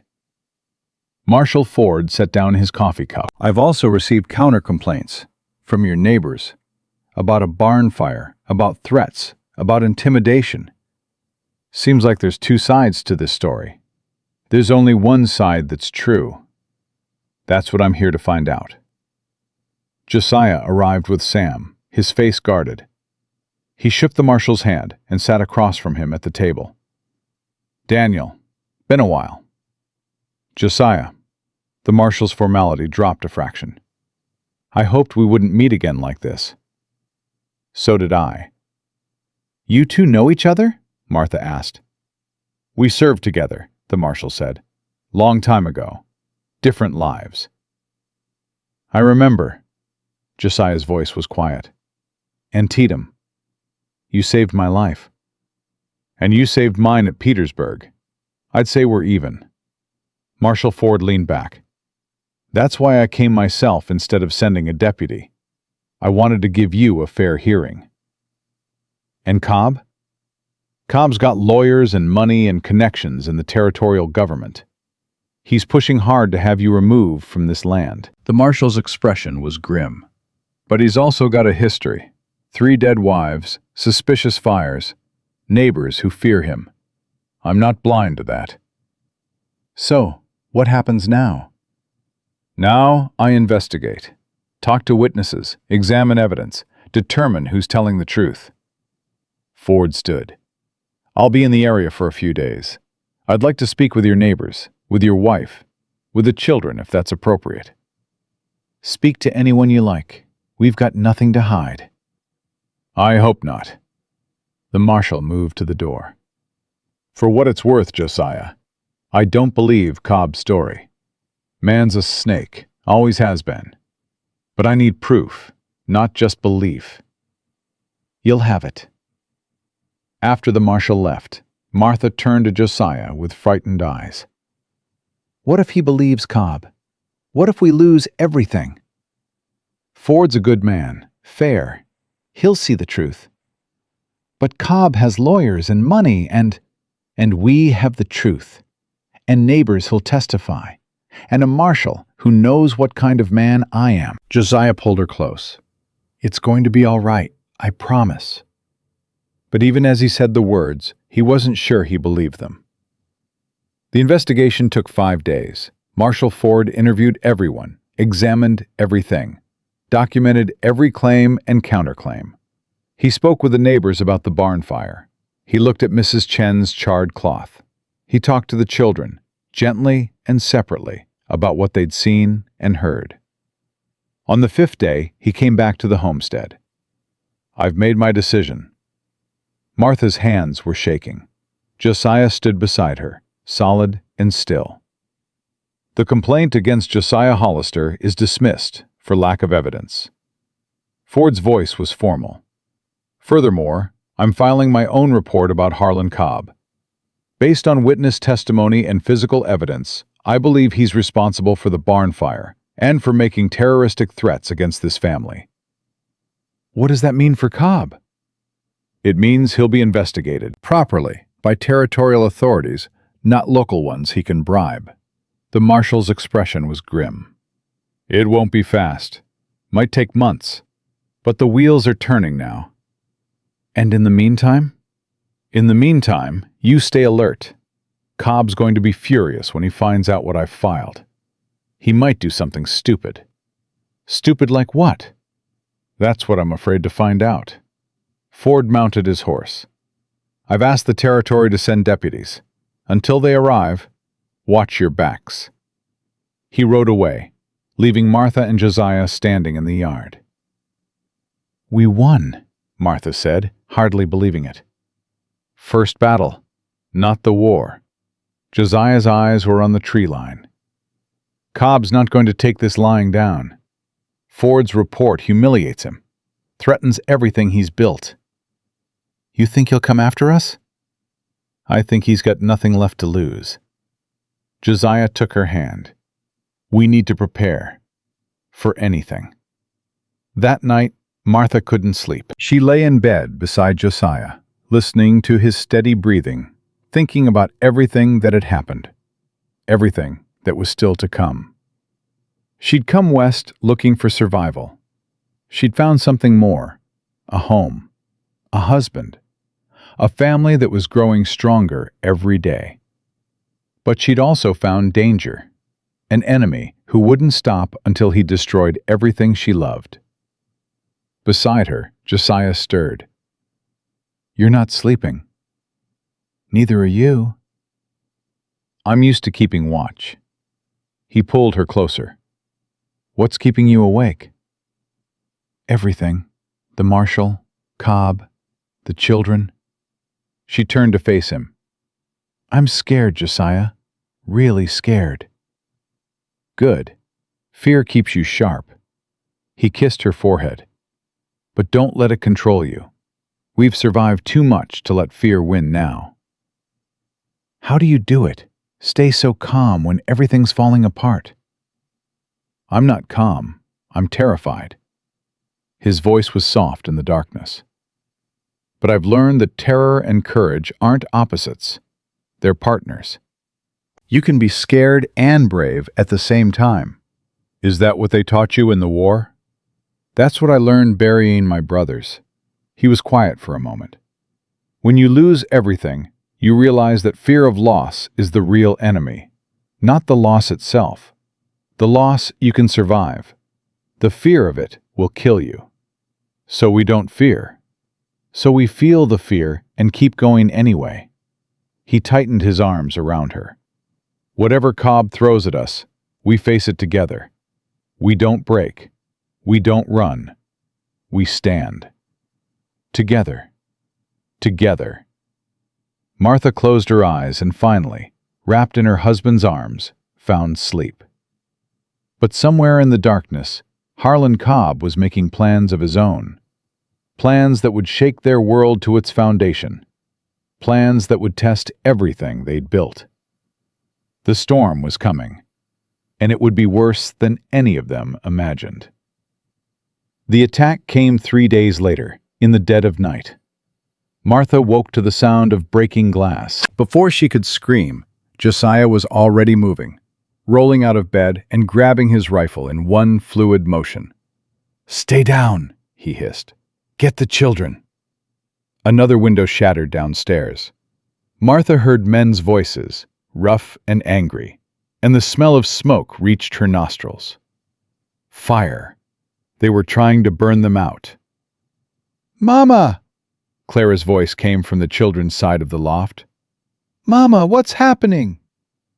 "Everyone stay low and come to me. Now!" The children crawled across the floor, their faces white with terror. Martha gathered them behind her, counting heads in the darkness. Clara, Sam, Emmy, Henry, Rosie, Patty, Toby. All 7, all alive.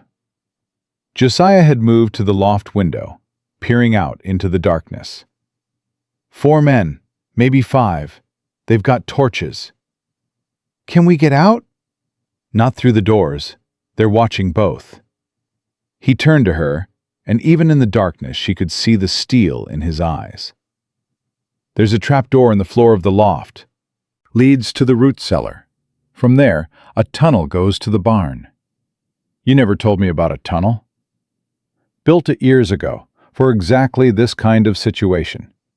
He was already moving, pulling back a rug to reveal the hidden door. "Take the children, get to the barn, then to the trees. Don't stop running until you reach Mrs. Chen's place." "What about you?" "I'll hold them off, buy you time." "No!" Martha grabbed his arm. "I'm not leaving you." "Martha, we're partners, remember? We stand together." A gunshot cracked outside, and someone yelled. More glass broke downstairs. The smell of smoke was getting stronger. "Mama, I'm scared," Toby whimpered. "I know, baby, but you have to be brave. Can you do that for Mama?" He nodded, tears streaming down his face. "Clara, take the children through the tunnel. Get them to Mrs. Chen. Don't stop for anything." "What about you and Mr. Hollister?" "We'll be right behind you." Martha kissed her daughter's forehead. "Go, now." Clara's face was pale but determined. She'd grown so much these past months, from a frightened girl to a young woman who could handle crisis. She gathered her siblings, shepherding them toward the trapdoor with quiet efficiency.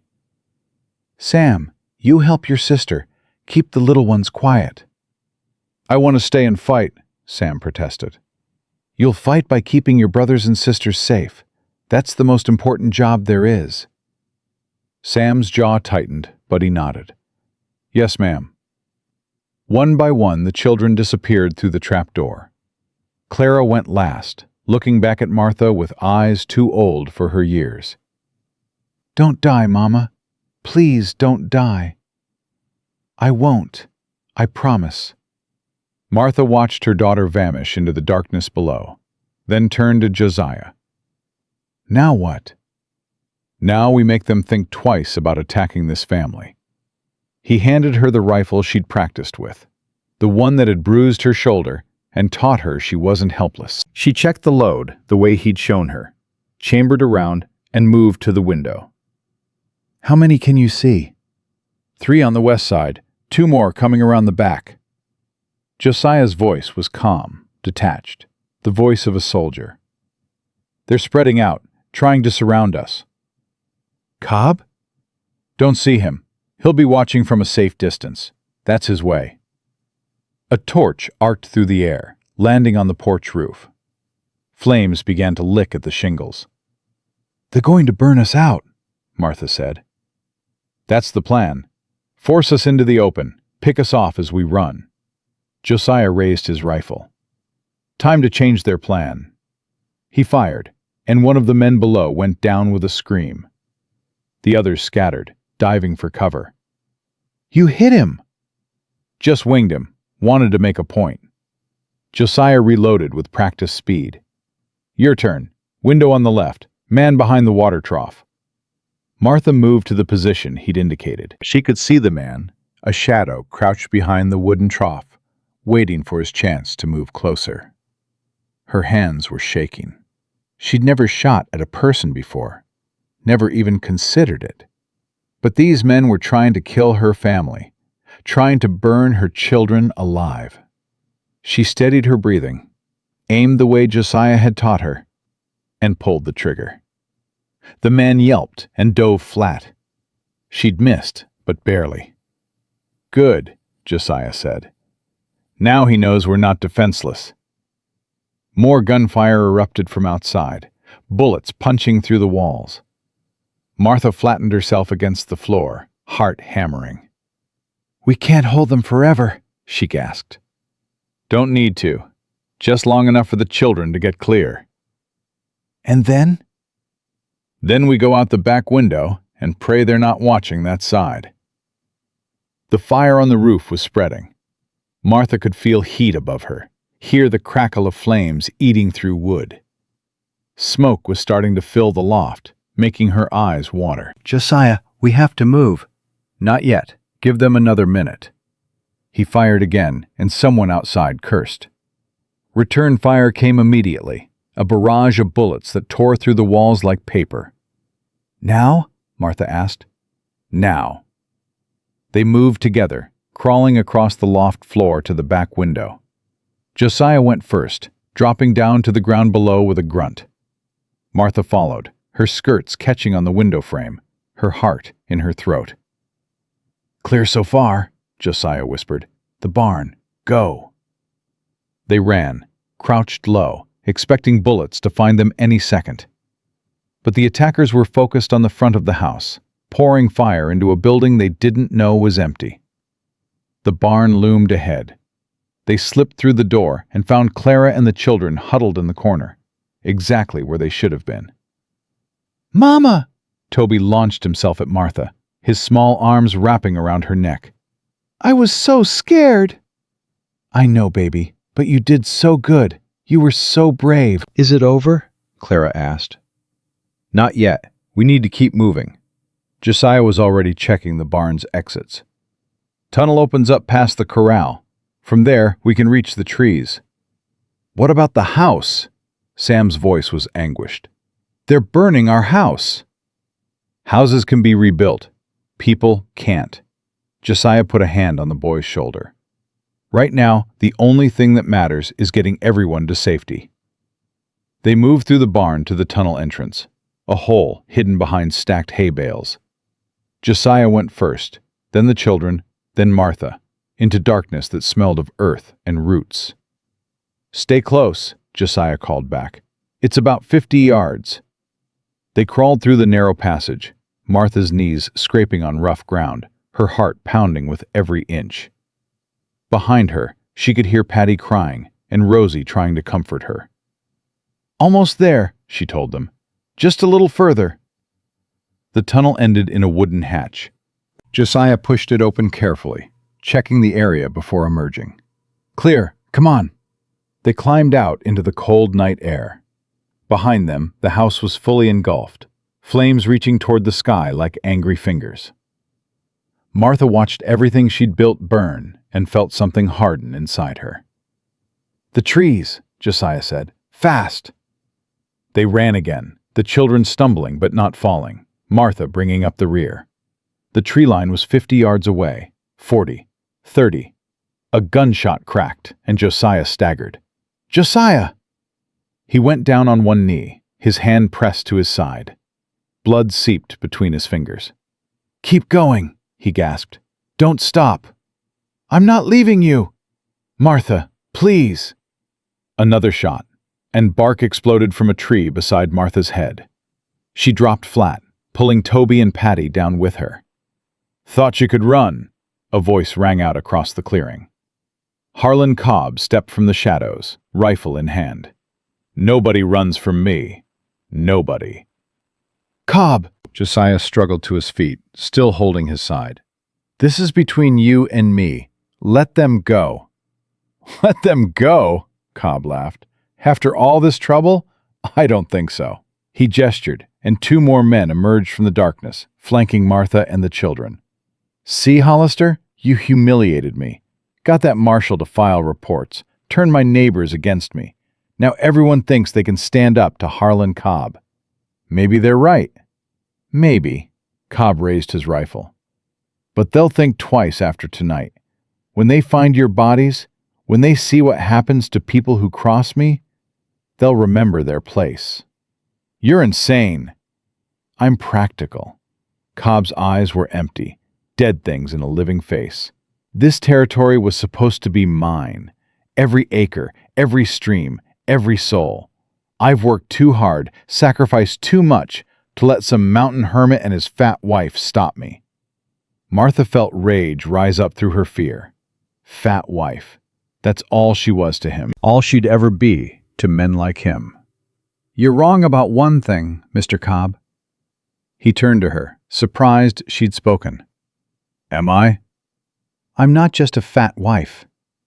Martha moved slowly, putting herself between Cobb and the children. I'm a mother, and you're threatening my children.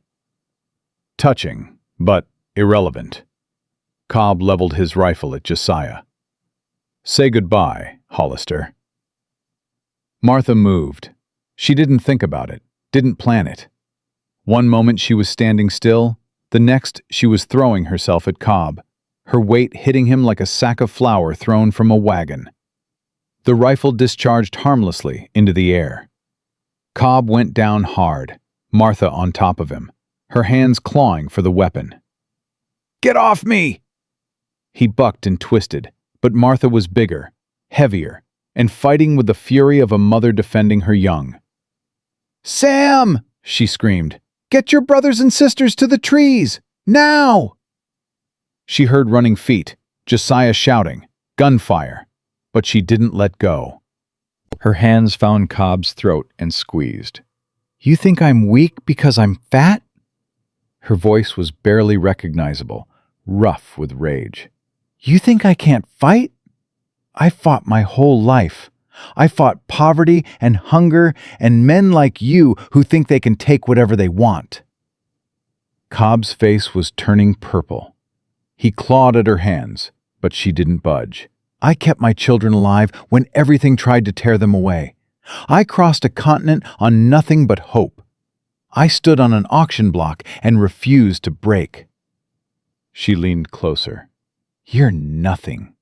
You're less than nothing, and you will not hurt my family. A gunshot rang out, close enough to make her ears ring. Cobb went limp beneath her.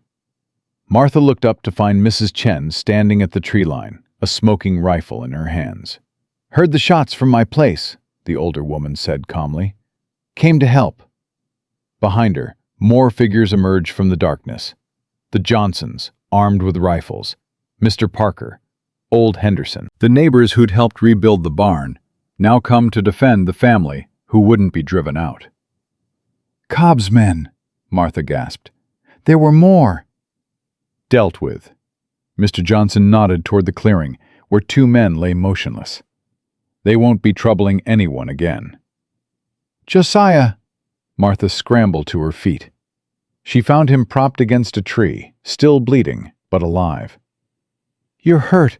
We need... I'm fine. He caught her hand. Martha, you tackled him. He was going to kill you. You tackled Harlan Cobb? There was wonder in his voice. You could have died. So could you. So could the children. Martha touched his face. Partners, remember? We stand together. Mama!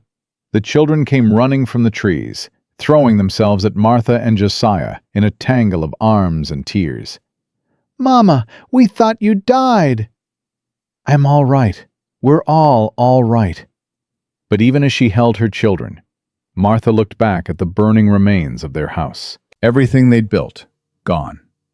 Everything they'd worked for, ash and smoke. Josiah saw her looking. We'll rebuild. I know. Better than before. I know. Martha. He waited until she met his eyes. The house was just wood and stone. Our home is right here. Everyone we love, still breathing. That's what matters." She nodded, but the tears came anyway. Tears of relief, of exhaustion, of grief for what they'd lost and gratitude for what they'd kept. "Come," Mrs. Chen said gently. "We take you to my house, feed you, clean wounds, let you rest."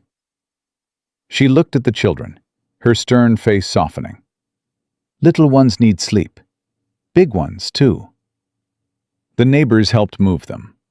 Josiah leaned heavily on Mr. Johnson, his wound seeping through makeshift bandages. The children were passed from arm to arm, carried when they were too tired to walk. Martha stumbled along in a daze, her body running on nothing but will. Mrs. Chen's house was warm and welcoming. Her husband, a quiet man who spoke little but saw much, had already prepared beds and hot food.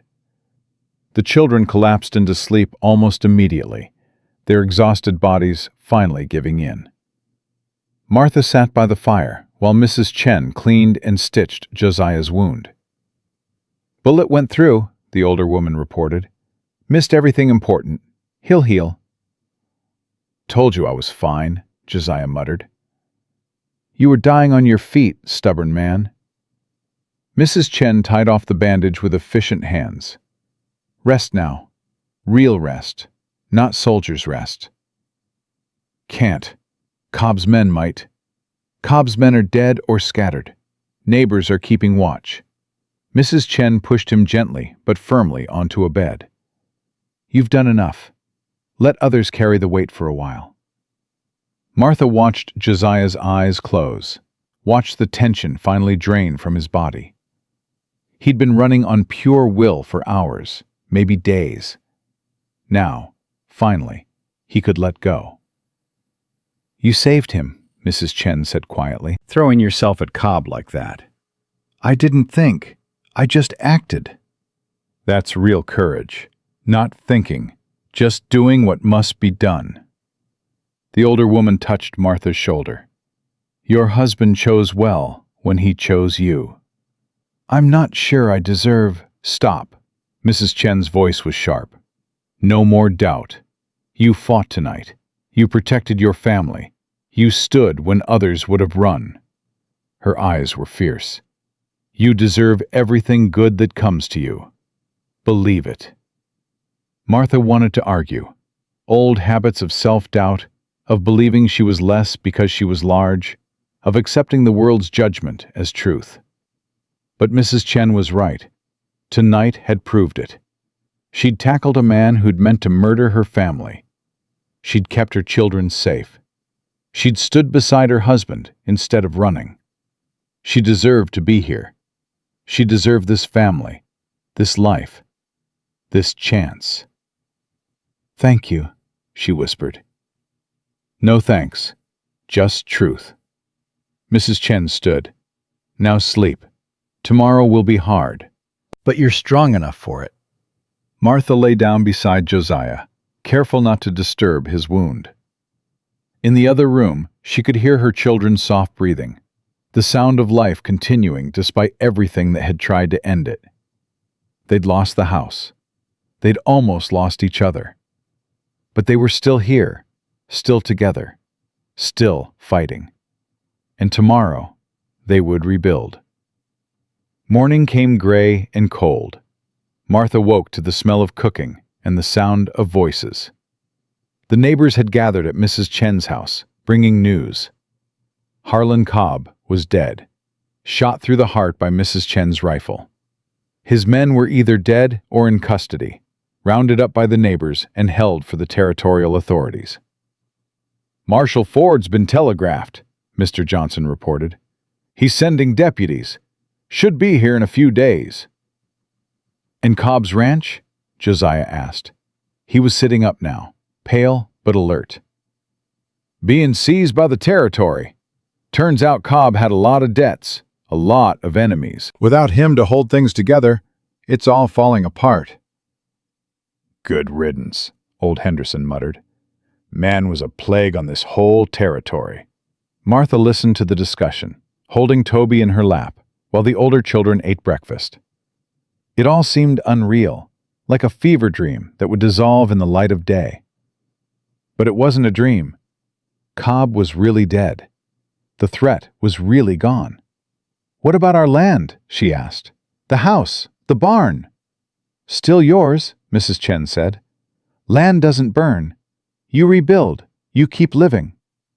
"We can help," Mrs. Johnson offered. "All of us can. Get a new house up before winter really sets in." "You've done too much already." "Nonsense," Mr. Parker shook his head. "You stood up to Cobb when the rest of us were too scared to. Least we can do is help you rebuild what he destroyed." Martha looked at Josiah, saw him struggling with the same emotions she felt. Pride, gratitude, the unfamiliar sensation of being helped instead of fighting alone. "Thank you," Josiah said finally. "We accept, and we'll repay the kindness somehow." "Just keep being good neighbors," Henderson said. "That's payment enough." The next few days passed in a blur of activity. The territorial deputies arrived and took official statements. The neighbors began clearing debris from the burned house.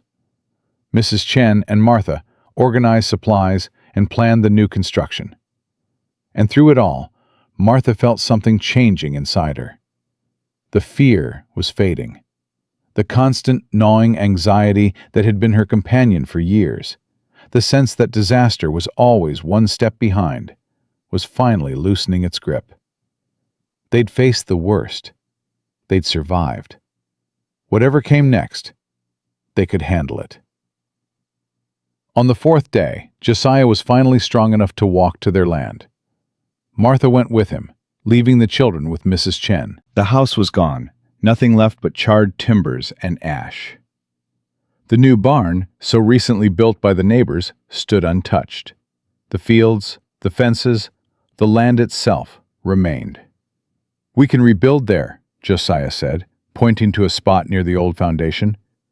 "Bigger this time, room for all the children to have space." "And a real kitchen," Martha added, "with a proper stove and storage." "And a porch.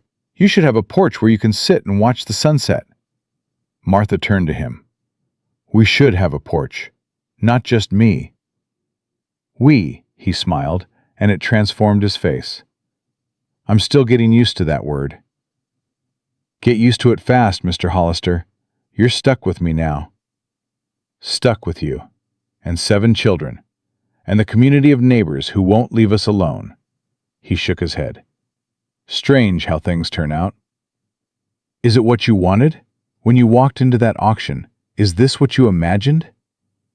Josiah was quiet for a moment. "I didn't know what I wanted. I just knew I was tired of being alone." He took her hand. "But this is more than I ever imagined. More than I thought I deserved." "You deserve it. We both do." "Do we?" "I've done things, Martha, in the war, after, things that keep me awake at night." "So have I. Different things, but they carry the same weight." Martha squeezed his hand. "We're not our pasts. We're not our mistakes. We're who we choose to be, every day, every moment." "When did you get so wise?" "Somewhere between Philadelphia and here," she smiled. "Or maybe I always was, and I just forgot for a while." They stood together on their land, looking at the ruins of their house and seeing not destruction, but possibility. "I love you," Josiah said quietly. "I love you too." "I don't say it enough." "Then say it more." Martha leaned against him. "We've got time now. All the time in the world. Time to rebuild. Time to live." She looked up at the mountains surrounding their valley. "Time to become whoever we're meant to be." "Who do you want to be, Martha Hollister?" She thought about it. Thought about the woman who'd stood on that auction platform, terrified and desperate. Thought about the woman who'd tackled Harlan Cobb, who'd fought for her family with nothing but rage and love. "I want to be someone my children can be proud of," she said finally. "Someone who stood up when it would have been easier to stay down. Someone who loved fiercely and fought hard and never, ever gave up. You're already that person. Then I want to keep being her, every day, no matter what comes. Josiah pulled her close. Partners? Partners. Martha kissed him. Now let's go home and start planning. We've got a house to build. The new house rose from the ashes like a promise kept. Neighbors came from miles around, bringing lumber and tools, strong backs and willing hands. The Johnsons worked alongside the Parkers. Old Henderson, who claimed to hate everyone, spent 3 days straight fitting windows. Mrs. Chen organized meals for the work crews, while her husband taught the older children advanced mathematics between hammer swings. Martha watched it all with wonder, this community that had formed around them like a protective shell. Never thought I'd see Henderson smile, Josiah said, standing beside her on the 3rd day of construction. Reckon your cooking's working miracles. It's not the cooking, it's the belonging. Martha wiped flour from her hands. These people have been scared of Cobb for years. Standing up to him, together, it changed something. Changed us, too. Yes, it did. The house took shape faster than Martha had thought possible. 4 rooms instead of 2. A proper kitchen with the stove she'd dreamed of. A sleeping loft large enough for all 7 children, with partitions for privacy as they grew. And a porch, just as Josiah had promised, facing west toward the mountains. It's bigger than before, Clara said, walking through the unfinished rooms with Martha. So much bigger. We needed more space. You children are growing like weeds. Not just that. Clara stopped, her young face serious. It feels different. The old house was Mr. Hollister's house. This one is ours. All of ours. Martha pulled her daughter close. When did you get so wise? I learned from watching you. On the 15th day, the house was finished. The neighbors gathered for a celebration. Tables set up in the yard. Food enough for an army. Music from Mr. Parker's fiddle filling the evening air. Martha stood on her new porch, watching her children play with the neighbor children. Watching Josiah talk with the men who'd become his friends. Watching the community she'd never expected to find, celebrating the home they'd helped build. Quite a sight, Mrs. Chen said, joining her on the porch. I keep thinking I'll wake up, that it's all a dream. Not a dream. Hard work and good people. Mrs. Chen's eyes were warm.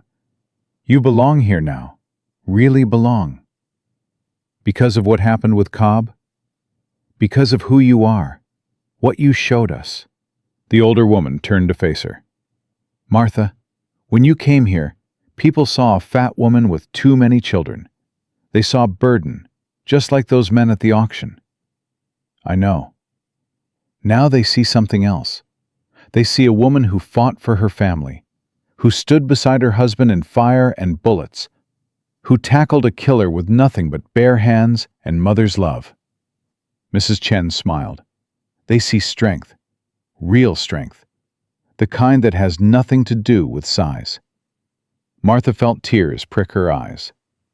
I never thought of myself as strong. That's because you were too busy being strong to notice. Mrs. Chen squeezed her arm. Accept it now. You've earned it. The celebration continued into the night. Children fell asleep in piles. Adults talked and laughed. And Martha felt something she hadn't felt in years. Peace.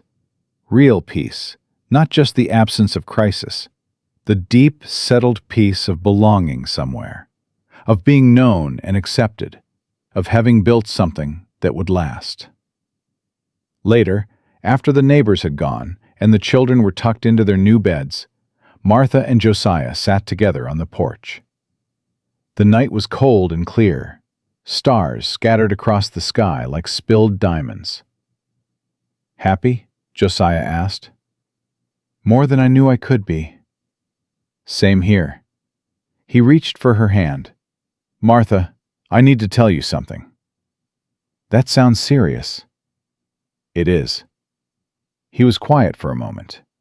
When I bought you at that auction, I told myself it was practical, a business arrangement. I needed help on the homestead. You needed a home. Simple exchange. I remember. I was lying. To you, to myself. Josiah turned to face her. The truth is, I saw you on that platform, and something in me recognized something in you. Two broken people, both fighting to survive, both refusing to give up. I thought I was the only one who felt that. You weren't. His eyes were intense in the starlight. I've spent 15 years telling myself I didn't deserve another chance at happiness. That losing Rebecca and the baby was punishment for something. That I was meant to be alone. And now? Now I think maybe we're not punished for what we lose. Maybe we're blessed by what we find after. He lifted her hand to his lips. You found me, Martha.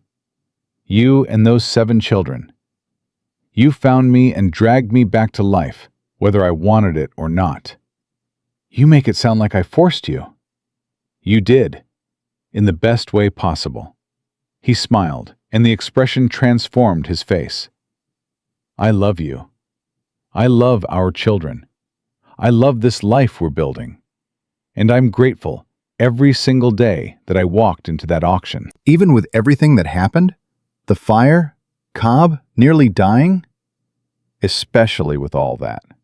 It proved what we have is worth fighting for. Josiah pulled her close. I'd do it all again, Martha. Every minute. Because it brought me here, to this porch, with you.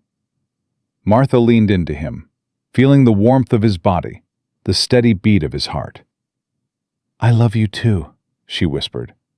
I never thought I'd say that to anyone again after Thomas. Never thought I'd feel it. And now? Now I know that love isn't a finite thing. It doesn't run out. Loving you doesn't mean I love Thomas less. It means my heart is bigger than I thought. They sat together in comfortable silence, watching the stars wheel overhead, feeling the peace of their new home settle around them. Whatever came next, they would face it together. Spring came to the mountains in a rush of green and gold. The snow melted, the streams ran high, and the valley burst into life. Martha planted a garden, twice the size of the old one, with Clara and Emmy helping. The boys worked with Josiah on expanding the pastures, building new fences, preparing for the cattle they buy come summer. The homestead thrived, and so did the family. Sam lost some of his angry edge as he grew into the responsibilities Josiah gave him. He was becoming a man, Martha realized, a good man, who understood that strength meant more than fists and fury. Clara blossomed under Mrs. Chen's teaching, learning herbs and healing, developing skills that would serve the community for years to come. She had her mother's practical nature and her father's gentle heart, a combination that made her invaluable. Emmy discovered a talent for drawing, sketching the mountains and the animals and her family with increasing skill. Josiah built her a proper desk by the window where the light was best. Henry, quiet Henry, who'd always seemed lost in his own world, found a place helping with the animals. He had a gift for gentling nervous horses, for calming frightened creatures, for understanding things that couldn't speak. Rosie remained their sunshine, laughing and singing, bringing joy to everyone she touched. She'd taken to calling Josiah Papa without being asked, and the first time she did, Martha saw his eyes go bright with unshed tears. Patty, sweet Patty who'd been so scared, began to trust. She followed Clara everywhere, learning by watching, growing confident in her place in the family. And Toby, their baby, was simply happy. Happy with his chickens, happy with his home, happy with the family that surrounded him like a fortress. They're different, Martha told Josiah one evening, watching the children play in the yard. Stronger, happier, more themselves. So are we. Yes, Martha leaned against him. We really are. In June, Marshall Ford returned with news. Cobb's estate has been settled, he said, accepting coffee at their table. Most of his land will be sold to pay debts, but there's a parcel that borders yours. The territories decided to give it to you. Give it to us? Martha was stunned. Reparations, they're calling it. For what Cobb did. For what you suffered. Ford smiled. Also helps that you've got a lot of friends now. People spoke up for you. Said you deserved it. We don't need more land, Josiah said slowly. Maybe not. But your children might, someday. 7 kids. They'll need space to grow, room to build their own lives. Ford stood to leave. Take it, Hollister. You've earned it. After he left, Martha and Josiah sat in stunned silence. More land, Martha finally said. I can barely believe it. Cobb spent 15 years trying to take what was ours. Now we end up with part of what was his. Josiah shook his head. There's justice in that, I think. Or irony, maybe both. He reached for her hand. What do you want to do with it? I don't know. I never thought about having more than we needed. Martha considered. Sam's talked about ranching, and Clara wants to build a healing house, a place people can come when they need help. They're thinking about the future. They're allowed to now. We gave them that. Martha squeezed his hand. We'll figure it out together. That's what families do. Summer ripened into abundance. The garden overflowed with vegetables. The chickens laid more eggs than they could eat. The new cattle grew fat on mountain grass. Neighbors came and went, borrowing and lending, building the web of connection that made community possible. And Martha transformed. Not physically, though the hard work had made her stronger than she'd ever been. The transformation was deeper than that. She stood straighter now, spoke louder, took up space without apologizing for it. One afternoon, she caught her reflection in the window glass and stopped, studying herself. Same wide face, same heavy arms, same body that men had mocked and dismissed for as long as she could remember. But the woman looking back at her was different. This woman had survived. This woman had fought. This woman had built a life from nothing and defended it against everything. This woman was enough. More than enough. Exactly as she was. "What are you looking at?" Clara asked, coming up beside her. "Myself. For the first time in a long time." "And what do you see?" Martha smiled. "I see someone worth choosing." In August, the community gathered for a different kind of celebration. A wedding, though not the kind anyone expected. Old Henderson, the man who claimed to hate everyone, was marrying the widow Patterson, a woman who'd lost her husband to fever the year before.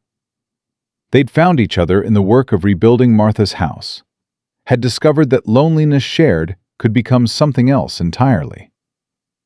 "Never thought I'd see the day," Josiah murmured to Martha as they watched the ceremony. "Love finds everyone eventually, even grumpy old men." "Is that a comment about me?" "You weren't grumpy, just sad." Martha took his arm. "There's a difference."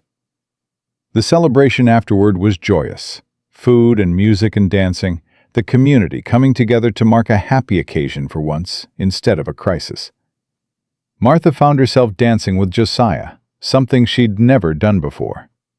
He was surprisingly graceful for such a large man, guiding her through the steps with patient skill. "Where did you learn to dance?" she asked. "Rebecca taught me, long time ago." His voice was soft, but not sad. She said a man who couldn't dance was a man who couldn't celebrate, and life needs celebrating. She sounds like she was wise. She was, Josiah smiled. She would have liked you, Martha. I think you would have been friends. I'd like to think so. They danced in silence for a while, moving together like they'd done it 1,000 times. "I want to do something," Josiah said finally. "What?" "I want to adopt them, officially. Give them my name. Make them mine in law as well as love." Martha's breath caught. The children?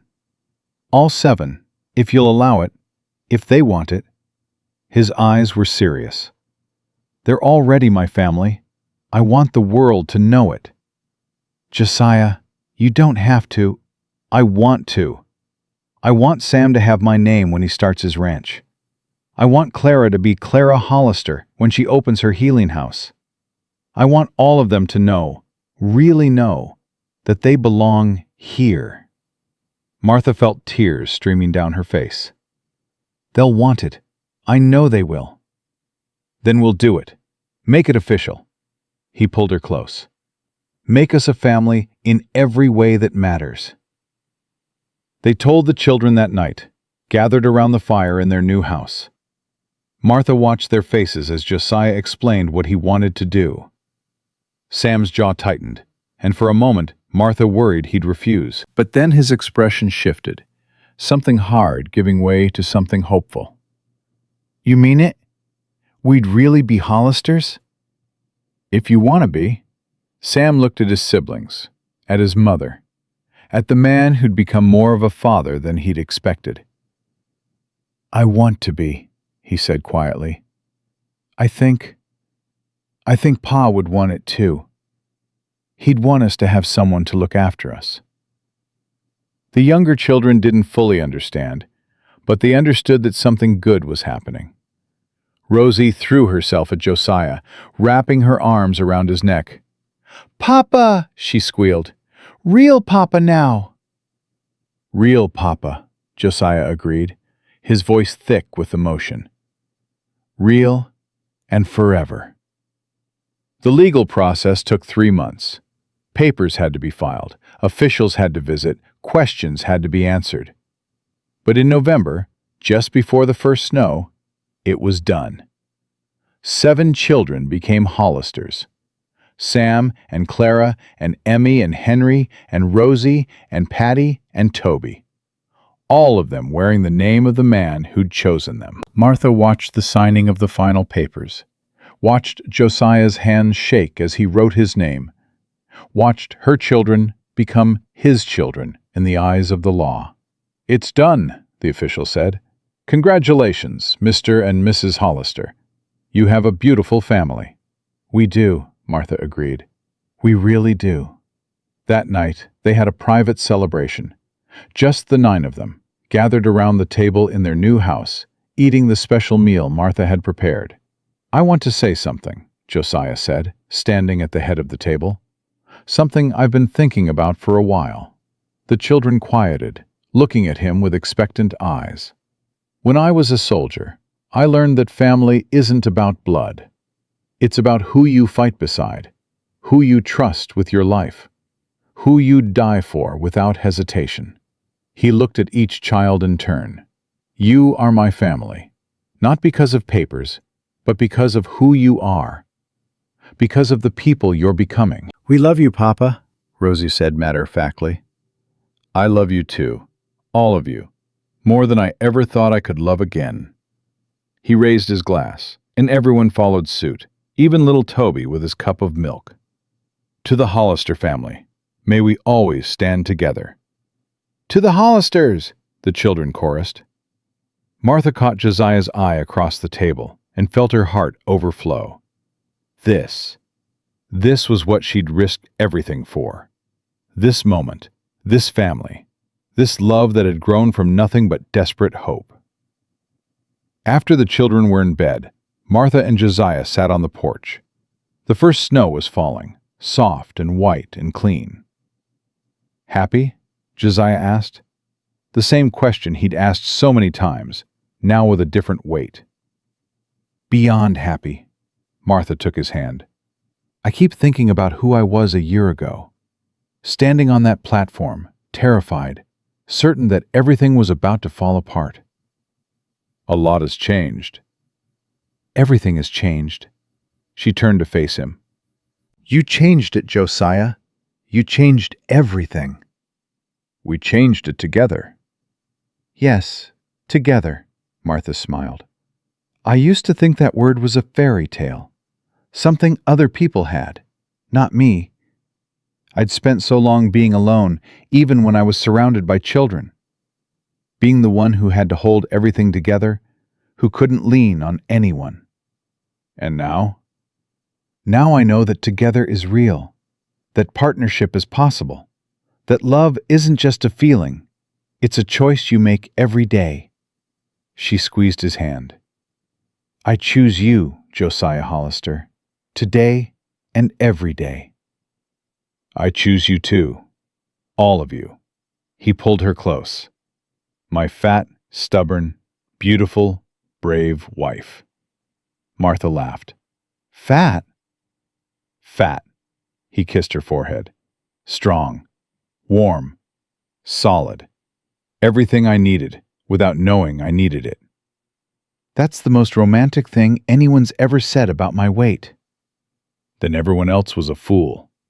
Josiah's voice was serious.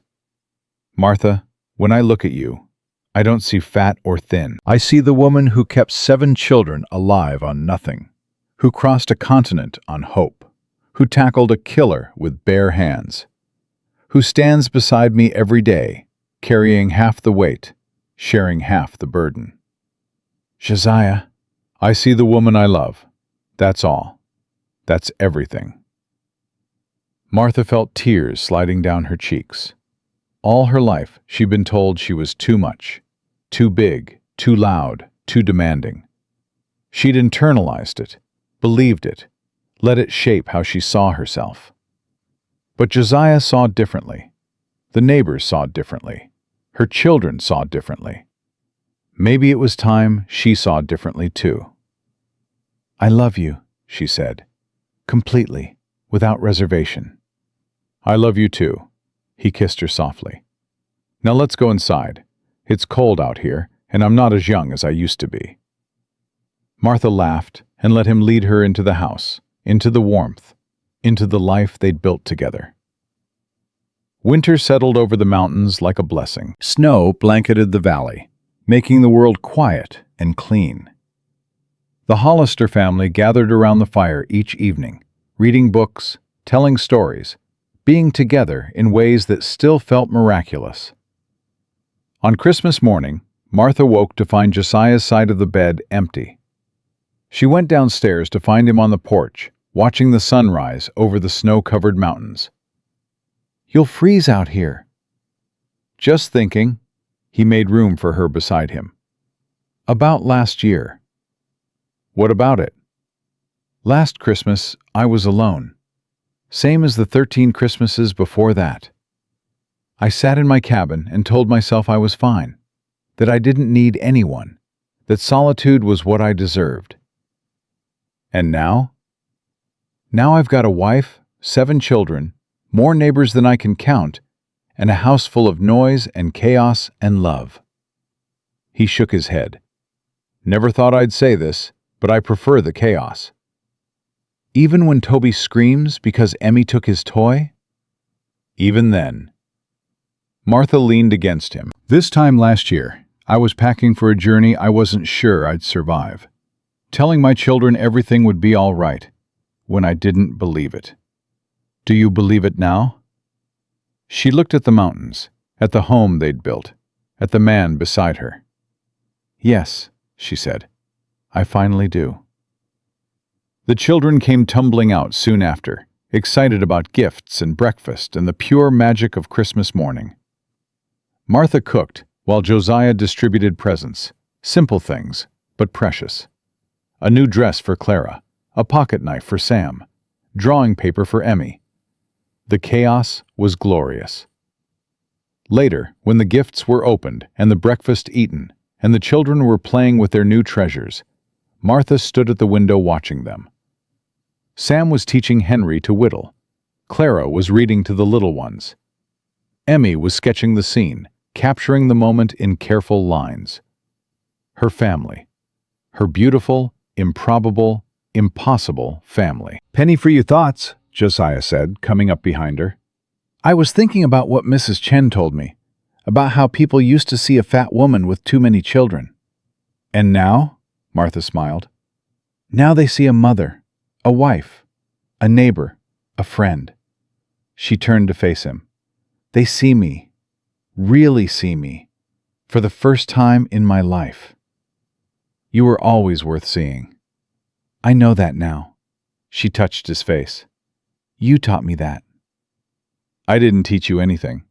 I just gave you space to remember who you were all along. Then thank you for the space. Thank you for filling it.